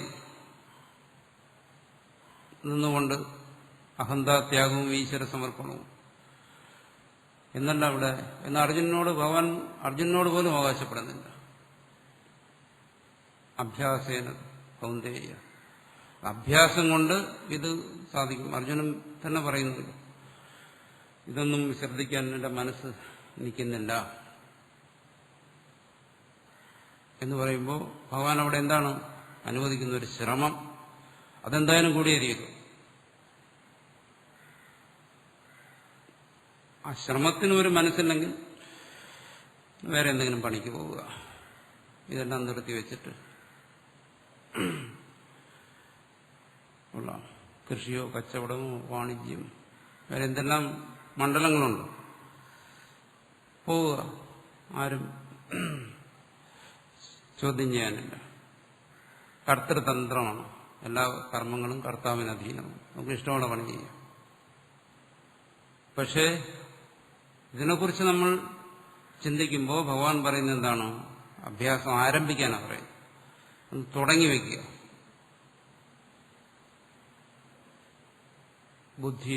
ബുദ്ധിയുക്തനായി കർമ്മം ചെയ്യുക. അപ്പൊ കർമ്മയോഗത്തെക്കുറിച്ചുള്ള തത്വം ശരിയായി മനസ്സിലാക്കി കർമ്മം ചെയ്യുക. ഒരിക്കലും കർമ്മഫലങ്ങളുമായി തന്റെ അഹന്തയെ ബന്ധപ്പെടുത്താതിരിക്കുക. ഏറ്റവും വലിയ ത്യാഗം എന്ന് പറയുന്നത് ആ അഹന്തയുടെ ത്യാഗമാണ്. കർമ്മയോഗത്തെക്കുറിച്ച് പറയുമ്പോൾ അങ്ങനെ വിമർശിച്ച് പുസ്തകം എഴുതിയിട്ടുള്ളവരുണ്ട്. ശമ്പളം കൊടുക്കാതെ ആൾക്കാരെ കൊണ്ട് ജോലി ചെയ്യിക്കാനുള്ള വിദ്യയാണ് എന്ന് പറയുന്നുണ്ട്. അപ്പോൾ കർമ്മയോഗിയെ സംബന്ധിച്ചിടത്തോളം പറഞ്ഞല്ലോ, ബാഹ്യമായ പ്രതിഫലം അയാൾ സ്വീകരിക്കുന്നോ ഇല്ലേ എന്നുള്ളിടത്ത് ഒരു ജീവനോപായം എന്നുള്ള നിലയ്ക്കാണ് അയാൾ ജോലിക്ക് കൂലി വാങ്ങുന്നത്. അത് വാങ്ങാം. അയാളിവിടെ അത് വാങ്ങിയെന്ന് വിചാരിച്ച അയാൾ ജോലിക്ക് പ്രതിഫലം വാങ്ങിയില്ല എന്ന് വിചാരിച്ച ഒരാൾ കർമ്മയോഗിയാകത്തില്ല. ഞങ്ങൾ ശമ്പളം വാങ്ങിക്കാതെ ജോലി ചെയ്യണം, അതുകൊണ്ട് കർമ്മയോഗി എന്നൊന്നും ആർക്കും പറയാൻ പറ്റത്തില്ല. കർമ്മം ചെയ്യുമ്പോൾ അയാൾ അതിനും വലിയ ശമ്പളം പറ്റുന്നുണ്ടായിരിക്കും. നോട്ടായിട്ടായിരിക്കില്ല, മറ്റു പലതിൻ്റെ രൂപത്തിൽ. നോട്ടോ നാണയമോ വാങ്ങുന്നത് മാത്രമല്ല ശമ്പളം എന്ന് പറയുന്നത്. കർമ്മയോഗം എന്ന് പറയുന്നത് ഇങ്ങനെ കൂലി കൊടുക്കാതെ ജോലി ചെയ്യിക്കാൻ വേണ്ടി പുസ്തകം വരെ എഴുതിയിട്ടുണ്ട് ഇതിനെക്കുറിച്ച്. ചെയ്യുന്ന ഒരു ഏർപ്പാടാണ് എന്നൊക്കെ പറയുന്നുണ്ട്. കർമ്മയോഗിക്ക് തീർച്ചയായിട്ടും കൂലി വാങ്ങാം, വേണ്ടി വന്നാൽ കൂലിക്ക് വേണ്ടി സമരവും ചെയ്യാം. വിചാരിച്ചു ഇവിടെ സമരം ഒന്നും ചെയ്തതിന് അതിന്റെ തത്വമാണ് പറയുന്നത്. അപ്പൊ ഭൗതികമായ ലൗകികമായ പ്രതിഫലം ഒരാൾ സ്വീകരിക്കുന്നോ ഇല്ലേ എന്നുള്ളതല്ല. കർമ്മയോഗം എന്ന് പറയുന്നത് തികച്ചും ആന്തരികമായ ഒരു പ്രക്രിയയാണ്.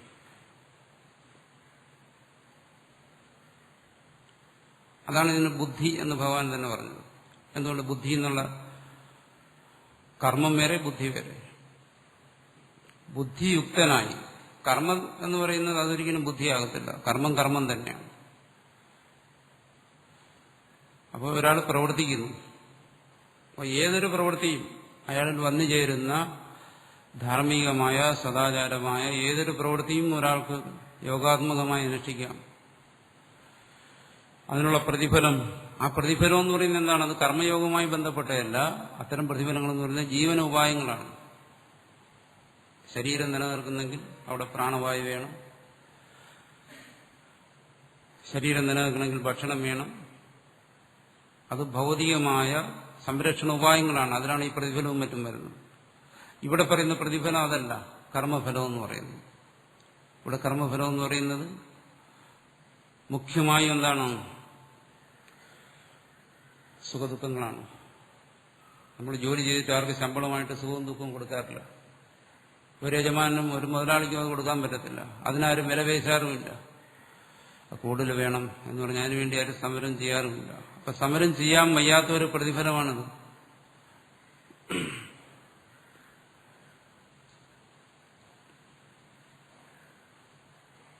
അതുകൊണ്ട് ഈ ഭൗതികമായ പ്രതിഫലം അതും ഇവിടെ പറയുന്ന കർമ്മയോഗത്തിന്റെ ഫലവും രണ്ടാണ്.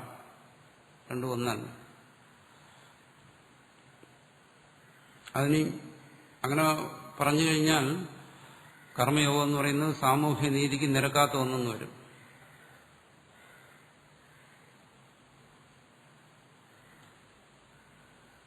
അതും ഇതുമായിട്ട് ബന്ധമില്ല. പിന്നെ ഒരാൾ ഭൗതികമായ പ്രതിഫലം വേണ്ട എന്ന് വിചാരിച്ച് കർമ്മം ചെയ്യുന്നുണ്ടല്ലോ, അപ്പോൾ അത് മണ്ടത്തരമാണോ എന്ന് ചില ചിന്തിക്കും. അതൊരു ത്യാഗമാണ്, ത്യാഗത്തിന്റെ ഒരു ഭാഗം. എന്തുകൊണ്ട്? അത്തരം പ്രതിഫലം കൊണ്ട് അയാൾക്ക് പ്രയോജനമൊന്നുമില്ല. ഇപ്പൊ ഒരു ബ്രഹ്മചാരി ആശ്രമത്തിൽ സേവനം ചെയ്യും, അയാൾ ശമ്പളം വാങ്ങുന്നില്ല. എന്തുകൊണ്ട്? അയാൾക്ക് അതിന്റെ ആവശ്യമില്ല. ഭാര്യയും മക്കളും ഉണ്ടെങ്കിൽ അവർക്ക് കൊടുക്കാൻ വേണ്ടി ശമ്പളം വാങ്ങണം. ബ്രഹ്മചാരിക്ക് അതില്ല, അതുകൊണ്ട് അവർ ശമ്പളം പറ്റുന്നില്ല. അത് അവരുടെ ത്യാഗത്തിന്റെ ഭാഗമാണ്, അതവരുടെ സ്വധർമ്മമാണ്. ബ്രഹ്മചാരി ആയിരിക്കുകയും പിന്നെ ശമ്പളം പറ്റുകയും ചെയ്തു കഴിഞ്ഞാൽ അത് സ്വധർമ്മം അല്ലാതെ വരും. പിന്നെ അത് അയാളെന്തായി? അയാളിപ്പോൾ ഗൃഹസ്ഥധർമ്മമാണ് ചെയ്യുന്നു. കാരണം ഗൃഹസ്ഥനത് ആവശ്യമാണ്, സമ്പത്ത് ആവശ്യമാണ്, ഭാര്യയും മക്കളും ഒക്കെ സംരക്ഷിക്കണം, അപ്പോൾ അയാൾക്ക് പണം വേണം. അപ്പോൾ അത് കൊടുക്കാൻ കടപ്പെട്ടവരത് കൊടുക്കുകയും വേണം. അതുകൊണ്ട് ബ്രഹ്മചാരിയെ സംബന്ധിച്ചിടത്തോളം അത് ആവശ്യമില്ല. അതുകൊണ്ട് ബ്രഹ്മചാരിയെ സ്വീകരിക്കുന്നില്ല, ബ്രഹ്മചാരിക്ക് കൊടുക്കേണ്ട കാര്യമില്ല. അതൊക്കെ ഭൗതികമായ ലൗകികമായ കാര്യങ്ങളാണ്.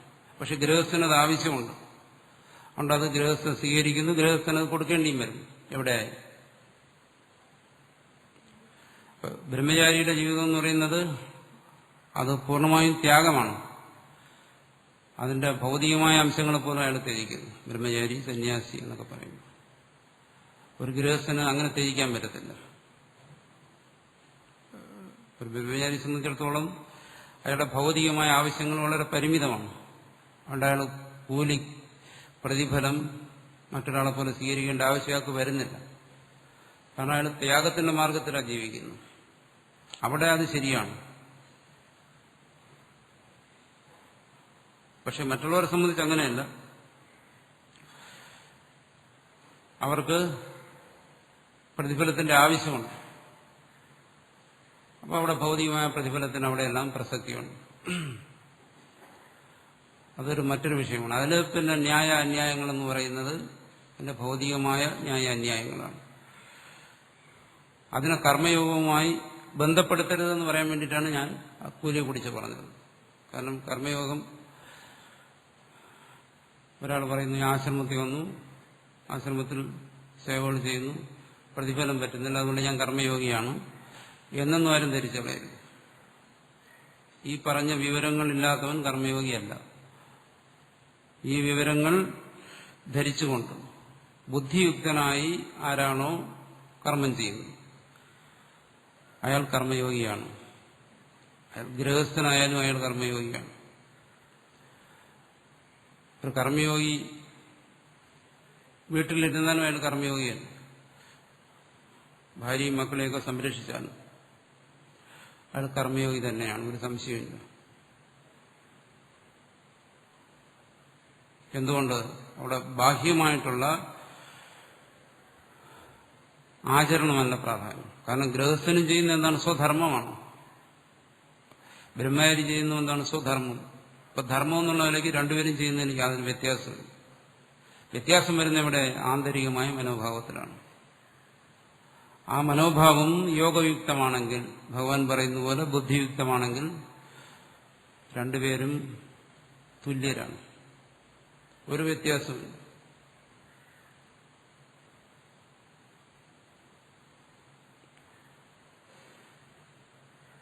അപ്പോൾ ചിന്തിക്കും, അങ്ങനെയാണെങ്കിൽ പിന്നെ നേരെ അങ്ങോട്ട് തന്നെ പോകാം. അങ്ങനെ ചിന്തിച്ചുകൂടാകില്ല. രണ്ടും തുല്യമാണെങ്കിൽ പിന്നെ ഈ മെനക്കെട്ട പണിക്ക് പിന്നെ ഇറങ്ങിയില്ല. അത് വേണമോ വേണ്ടയോ എന്ന് തീരുമാനിക്കേണ്ടത് അവനവന്റെ വാസനയ്ക്കനുസരിച്ചിട്ടാണ്. ഇതാരും ഇങ്ങോട്ട് കെട്ടിവലിച്ചു കൊണ്ടുവന്നതല്ല. അതുകൊണ്ട് തന്നെ ആർക്ക് വേണമെങ്കിലും ഇവിടെ നിന്ന് ഇറങ്ങിയും പോകാം. അത് തീരുമാനിക്കുന്ന എന്താണ്? അവന്റെ പൂർവ്വജന്മ സംസ്കാരം. ആ സംസ്കാരം പക്വമാണെങ്കിൽ അവനിൽ നിന്ന് പോകാൻ പറ്റത്തില്ല. പക്വമല്ലെങ്കിൽ ഇതിന് നിൽക്കാനും ഒക്കത്തില്ല. ഏത് സമയവും പൊടിയും തട്ടി ഇറങ്ങിപ്പോകും, സംസ്കാരം പക്വമല്ലെങ്കിൽ. അപ്പൊ അത് നിർണ്ണയിക്കുന്ന സംസ്കാരമാണ്. സ്വന്തം ഇച്ഛാശക്തിയേക്കാൾ അത് അവിടെ സ്വാധീനിക്കുന്നത് സംസ്കാരം അനുകൂലമെങ്കിൽ മാത്രമേ ഇച്ഛാശക്തി കൊണ്ട് ഒരാൾക്ക് നിൽക്കാൻ പറ്റൂ ഈ രംഗത്ത്. ബ്രഹ്മചാരി വേഷത്തിലല്ല, ബ്രഹ്മചാരി ആയിട്ട് നിൽക്കണമെങ്കിൽ അവിടെ സംസ്കാരം പൂർണ്ണമായി അനുകൂലമായിരിക്കണം. അങ്ങനെ വരുന്നവരെ സംബന്ധിച്ചിടത്തോളം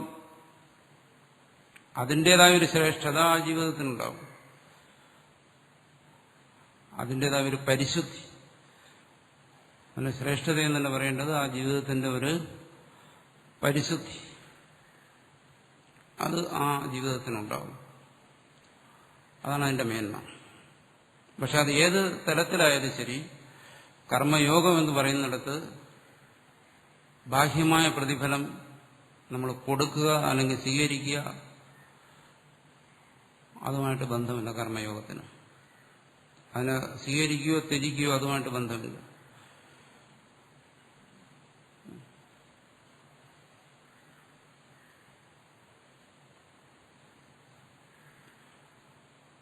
അപ്പോ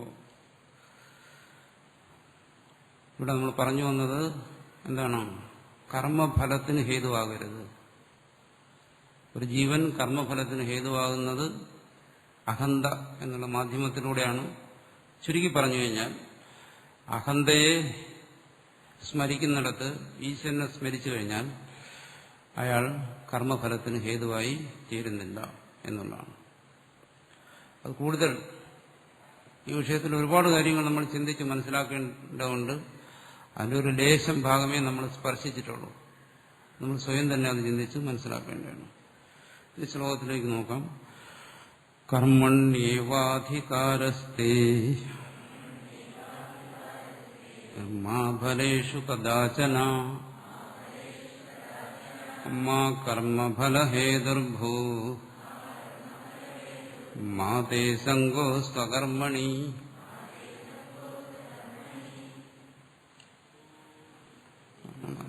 പൂർണ്ണമിദം പൂർണ്ണാത് പൂർണ്ണമുദച്യത്തെ പൂർണ്ണസ്യ പൂർണ്ണമാദായ പൂർണ്ണമേവാവശിഷ്യത്തെ. ഓം ശാന്തി ശാന്തി ശാന്തി.